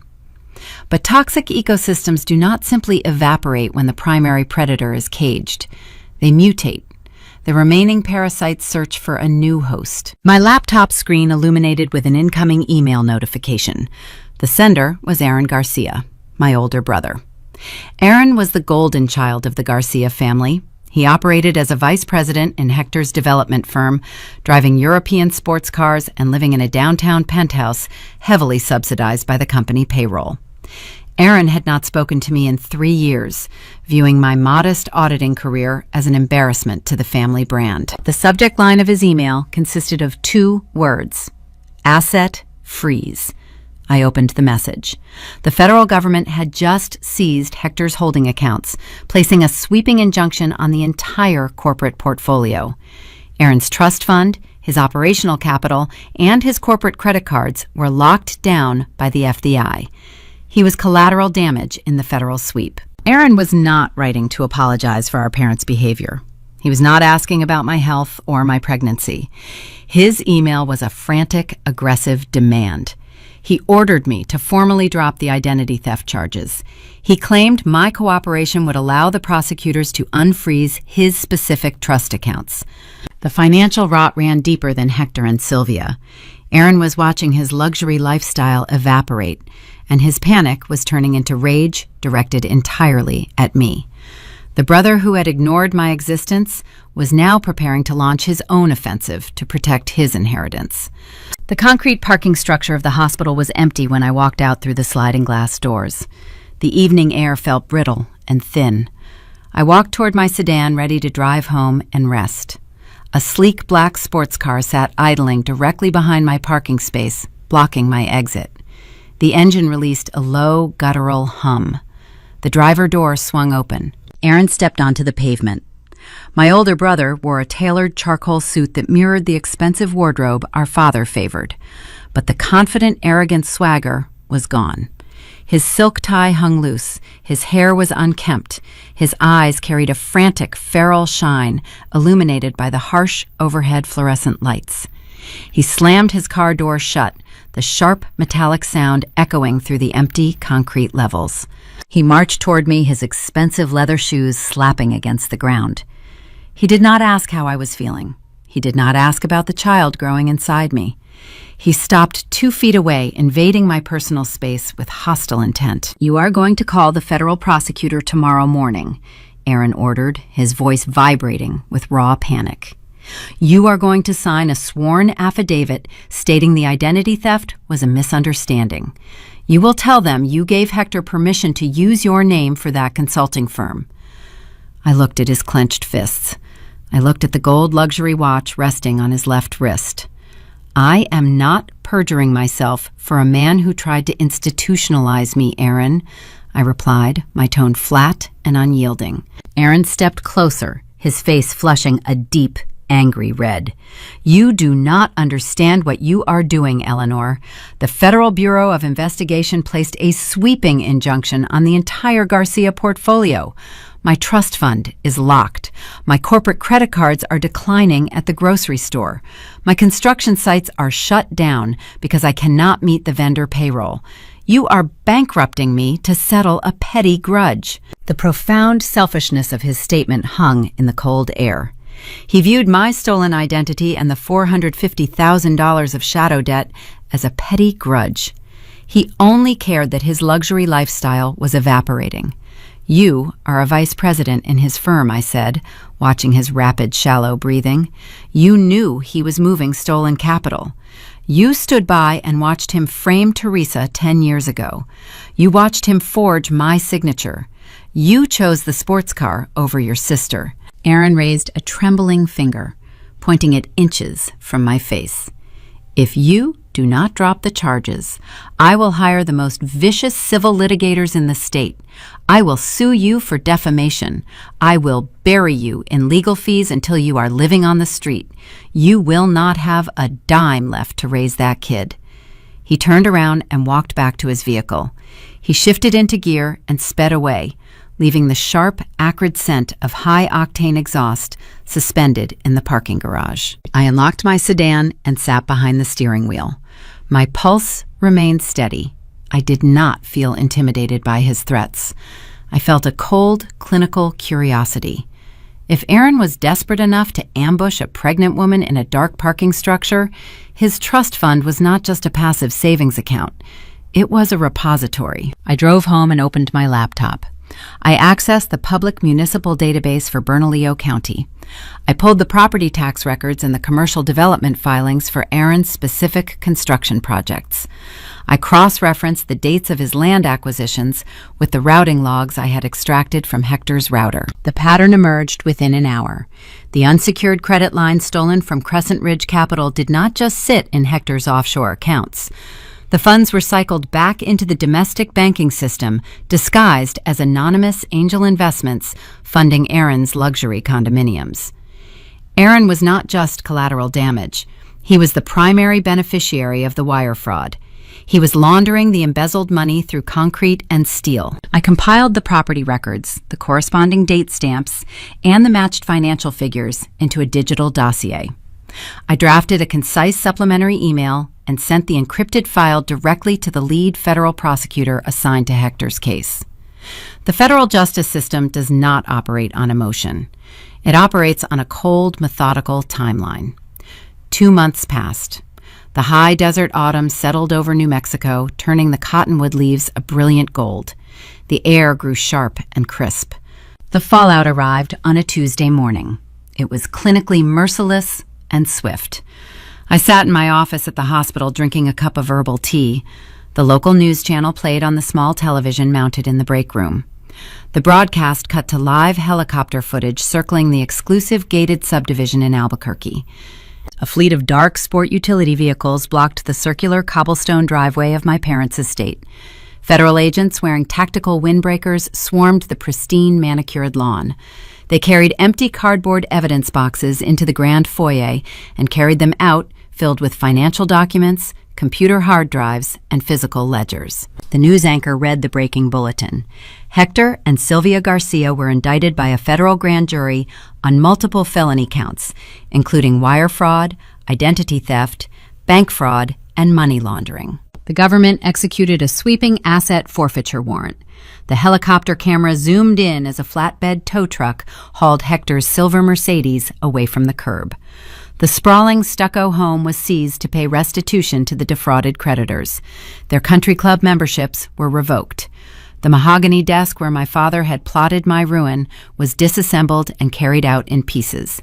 The illusion of their untouchable success was stripped bare, broadcast to the entire city. The following evening, my cell phone rang. I did not recognize the incoming number. I answered the call, pressing the speaker to my ear. An automated operator voice informed me I had a prepaid call originating from the Bernalillo County Correctional Facility.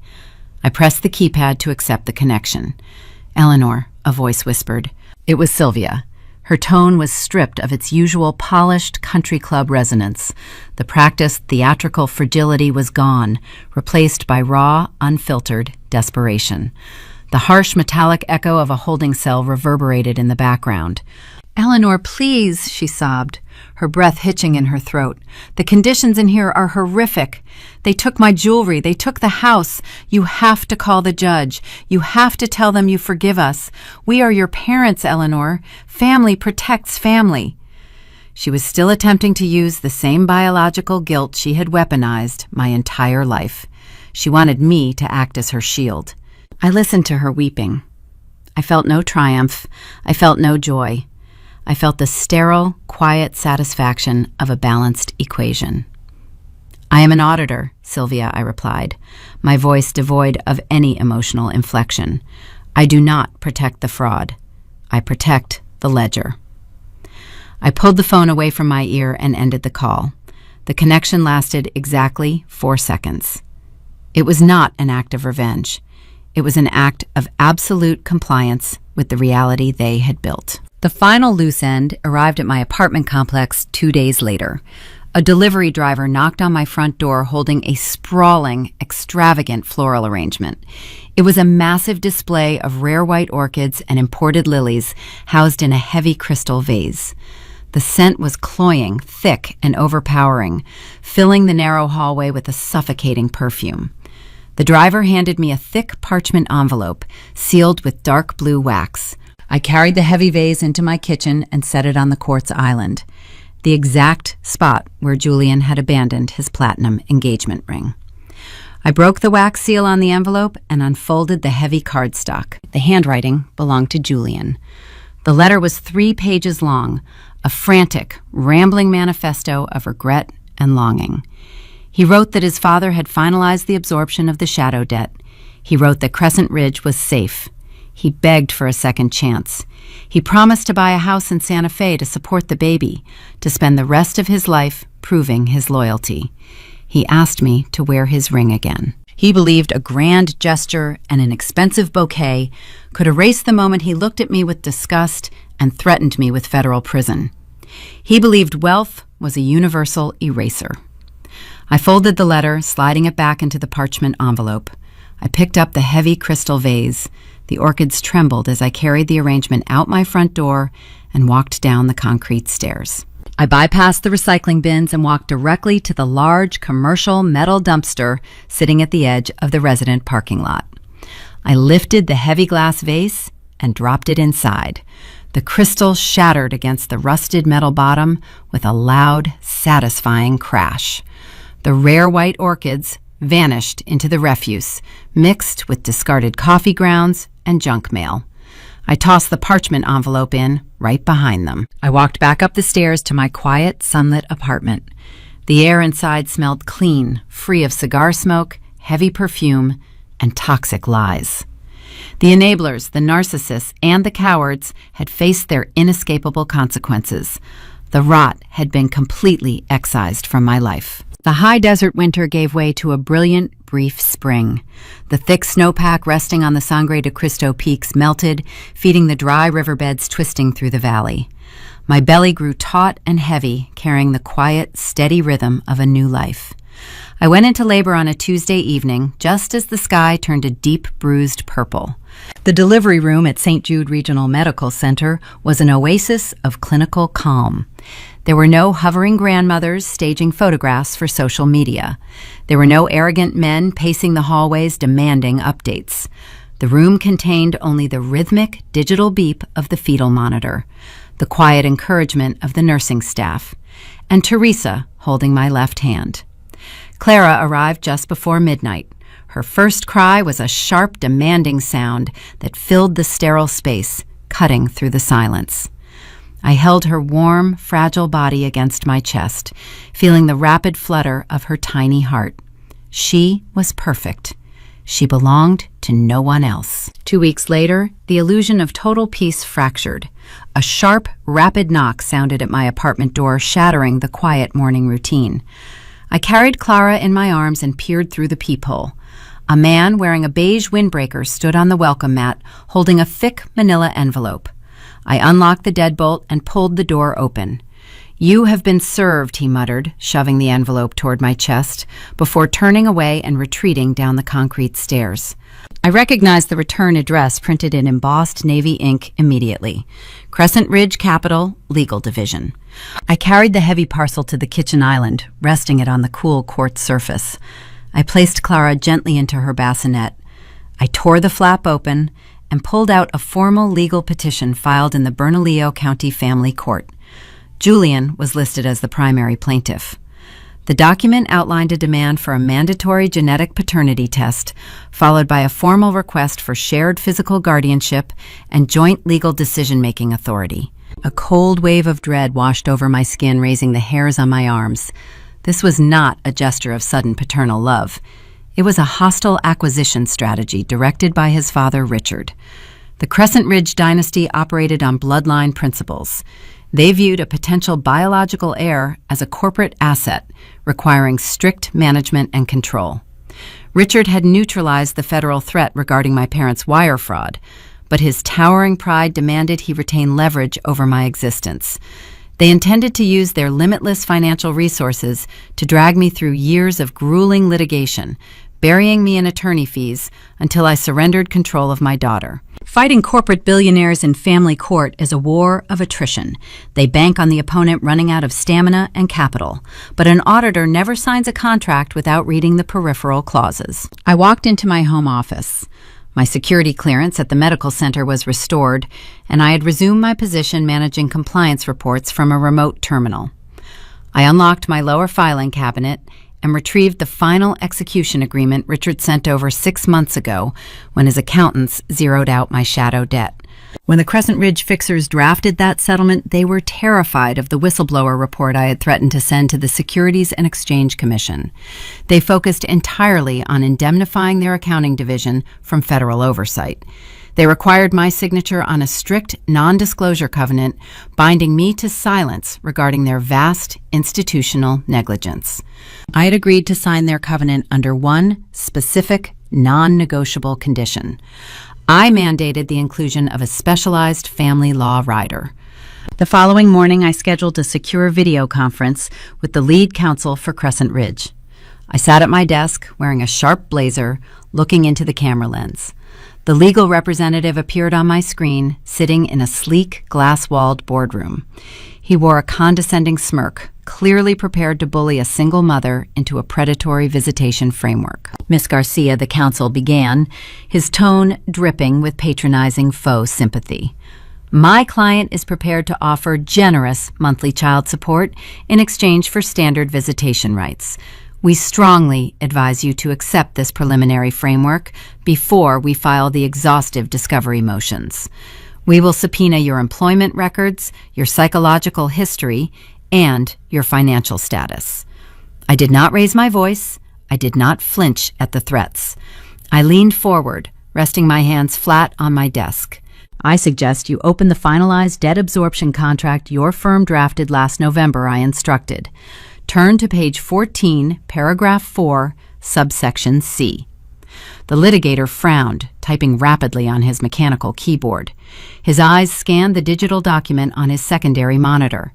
The arrogant smirk vanished from his face, replaced by a rigid mask of professional panic. That specific clause dictates a reciprocal exchange of rights, I stated calmly. Julian formally cited his belief that he was not the biological father as his primary reason for abandoning our engagement. I embedded a legal stipulation acknowledging that stated belief.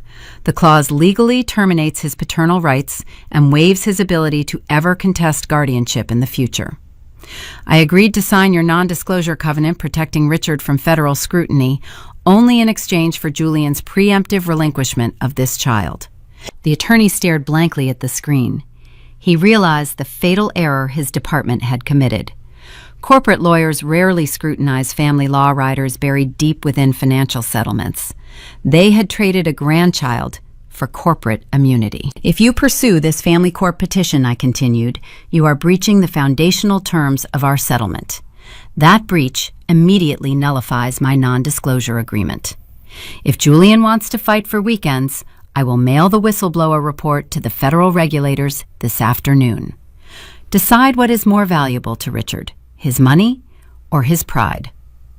The lawyer ended the video call without uttering another syllable. The screen faded to black. 3 hours later, an electronic notification from the county clerk confirmed the petition was voluntarily dismissed with prejudice. The final tether to that toxic dynasty was severed.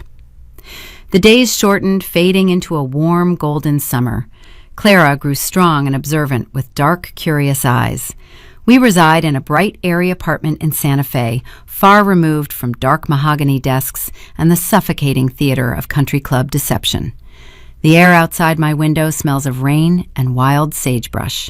Every Sunday morning, the doorbell rings. Teresa arrives carrying a heavy foil-wrapped package of fresh, green chile tamales. Her posture is no longer bowed by the weight of unacknowledged shame. She holds Clara, rocking her gently near the open window, singing soft Spanish lullabies. She is no longer the erratic outcast of the Garcia family.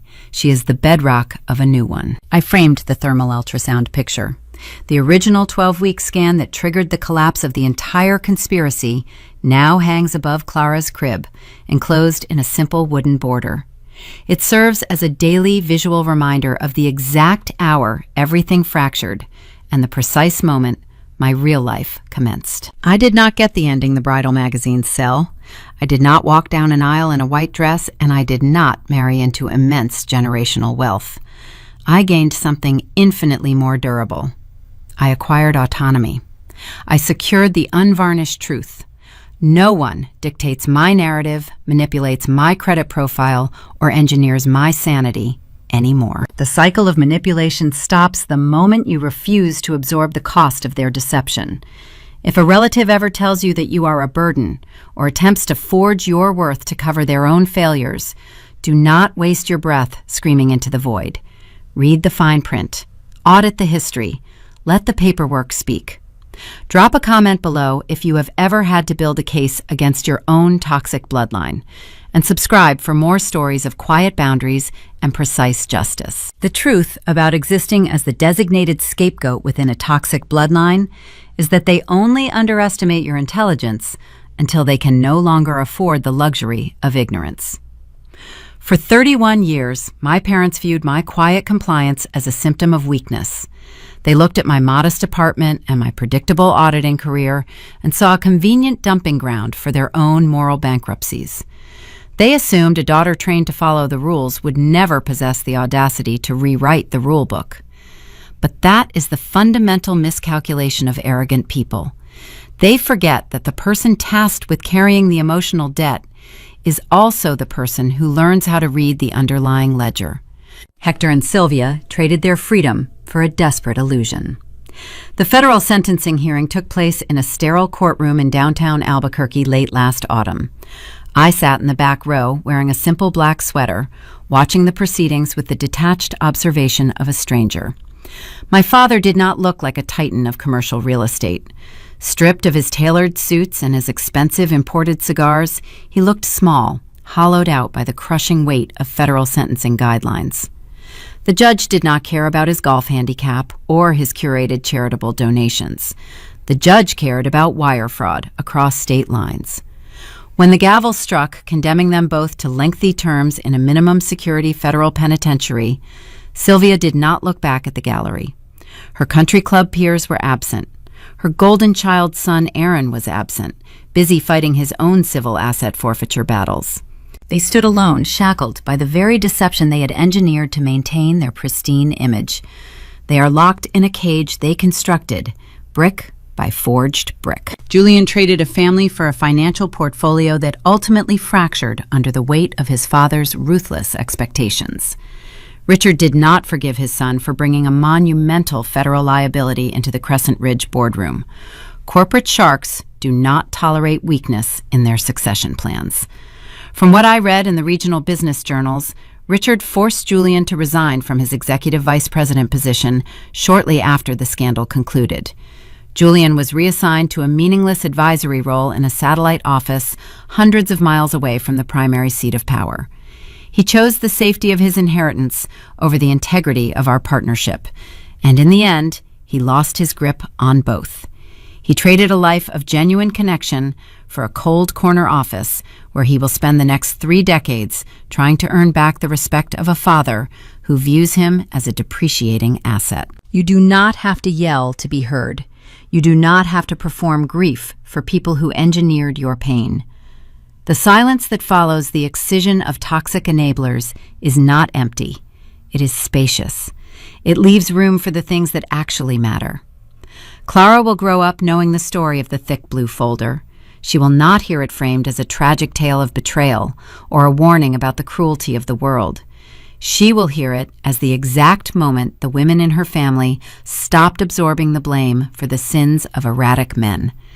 She will learn that loyalty is earned through consistent action, not demanded through biological extortion. Teresa regained her dignity. For 10 years, she existed as a ghost haunting the edges of a family that stole her reputation to cover their own tracks. Today, she sits at my dining table, sorting through colorful baby clothes and drinking dark roast coffee. The heavy spiral-bound ledgers from 2015 are gone, handed over to the federal prosecutors long ago. She no longer needs cardboard boxes to validate her sanity. Her truth is documented in the permanent court record. I regained my life. The hospital compliance software, the reconstructed thermal receipts, and the IP address logs served their purpose. The tools of my profession dismantled the architecture of my oppression. When I look around my sunlit apartment, I do not see the remnants of a shattered engagement. I see a sanctuary. The quartz kitchen island where the platinum ring once sat is now covered in baby bottles and stacks of unread novels. The air is light. The emotional gravity is manageable. I sleep through the night without waking up to phantom anxieties or manufactured crises. This piece is the ultimate return on investment. This is the final audit. That is the bottom line. It requires a terrifying leap of faith to stand up in a crowded room and place a manila folder onto a pristine linen tablecloth. It requires a bone-deep certainty to look at the people who gave you life and tell them you will no longer finance their lies. But the reward for that terrifying leap is a horizon free of shadows. If you are listening to this and recognizing the distinct, familiar patterns of your own toxic environment, I need you to understand something crucial. Manipulators rely on your empathy. They depend on your willingness to doubt your own perception. They will present you with forged realities and demand you accept them as gospel. They will use your compassion as a weapon against your best interests. Do not let them rush you into an emotional reaction. Panic is the environment where their deception thrives. When they escalate the pressure, you must decelerate your response. Take a step back. Analyze the discrepancies in their narrative. Look for the missing decimal points in their stories. There is always a structural flaw in a lie, because a lie requires constant maintenance to survive. The truth simply exists, requiring no ongoing effort. Your worth is not defined by the utility you provide to people who refuse to respect your boundaries. You are not a human shield for their mistakes. You are not a repository for their shame. Untangling your identity from their suffocating expectations is a painful, exhausting process. It requires you to mourn the parents, the siblings, or the partners you deserved, but never actually had. Grieving that phantom potential is the hardest phase of the extraction. But once you process that grief, the clarity that replaces it is unbreakable. Thank you for staying with me through the storm. Thank you for walking through the dark corridors, the quiet hospital rooms, and the tense country club dining rooms by my side.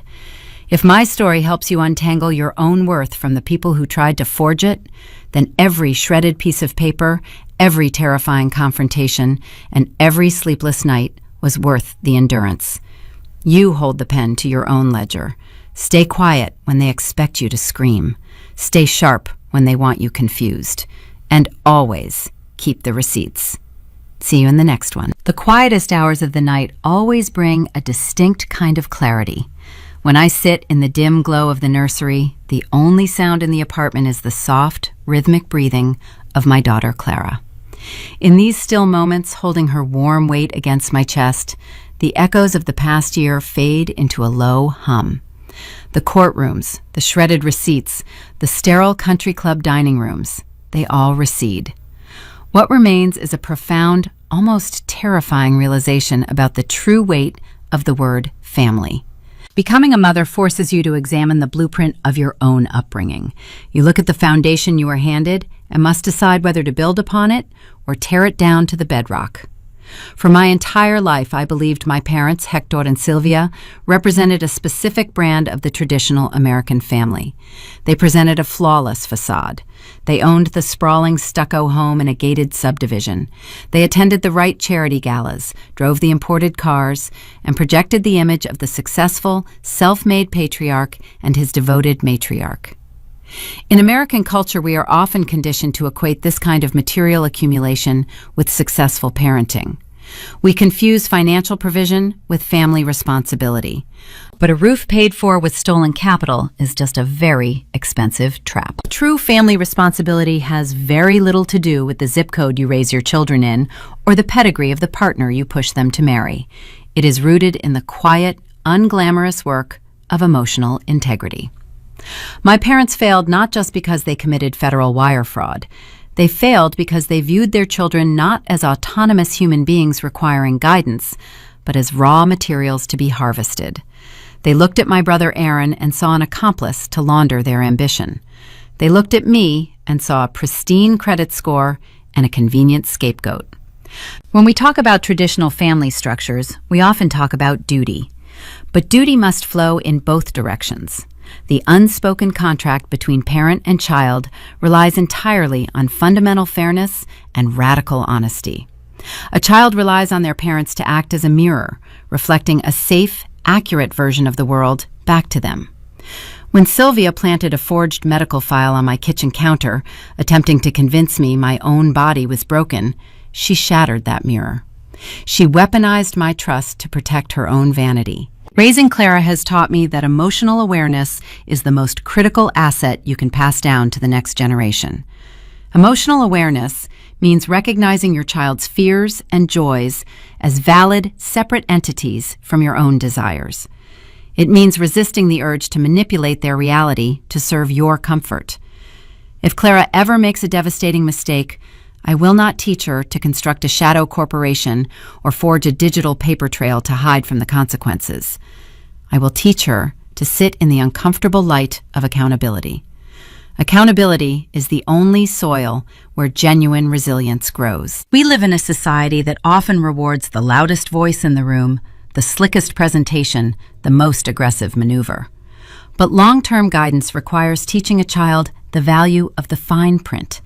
It requires showing them that character is defined by what you do when the security cameras are turned off and the bank accounts are frozen. I want Clara to understand that her worth is inherent. It is not tied to a corporate merger, a country club membership, or the approval of people who view love as a transactional currency. Honesty within a family is not merely the absence of lies.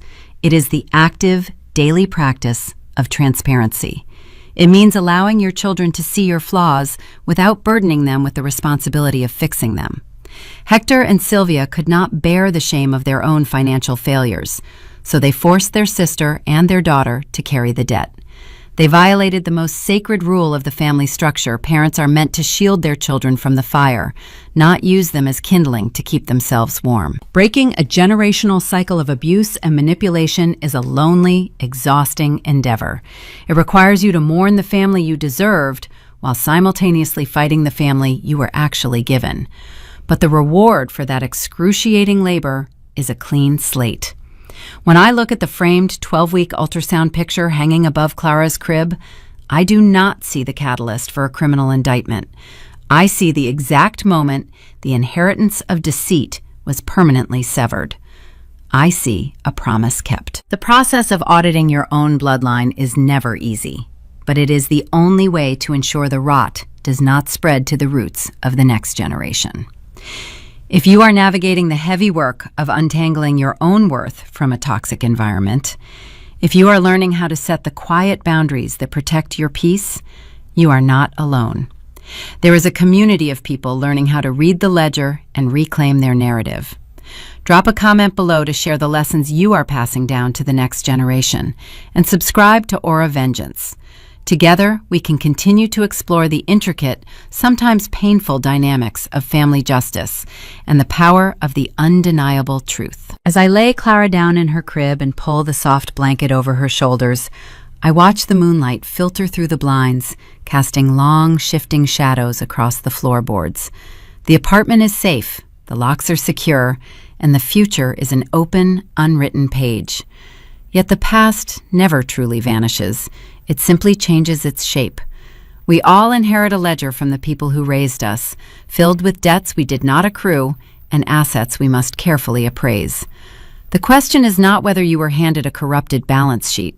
The question is what you will choose to write on the next blank line. When you look into the mirror of your own life, recognizing the quiet choices you make when no one else is watching, ask yourself, are you building a foundation that will hold firm in the storm? Or are you just arranging the shadows to look like a home?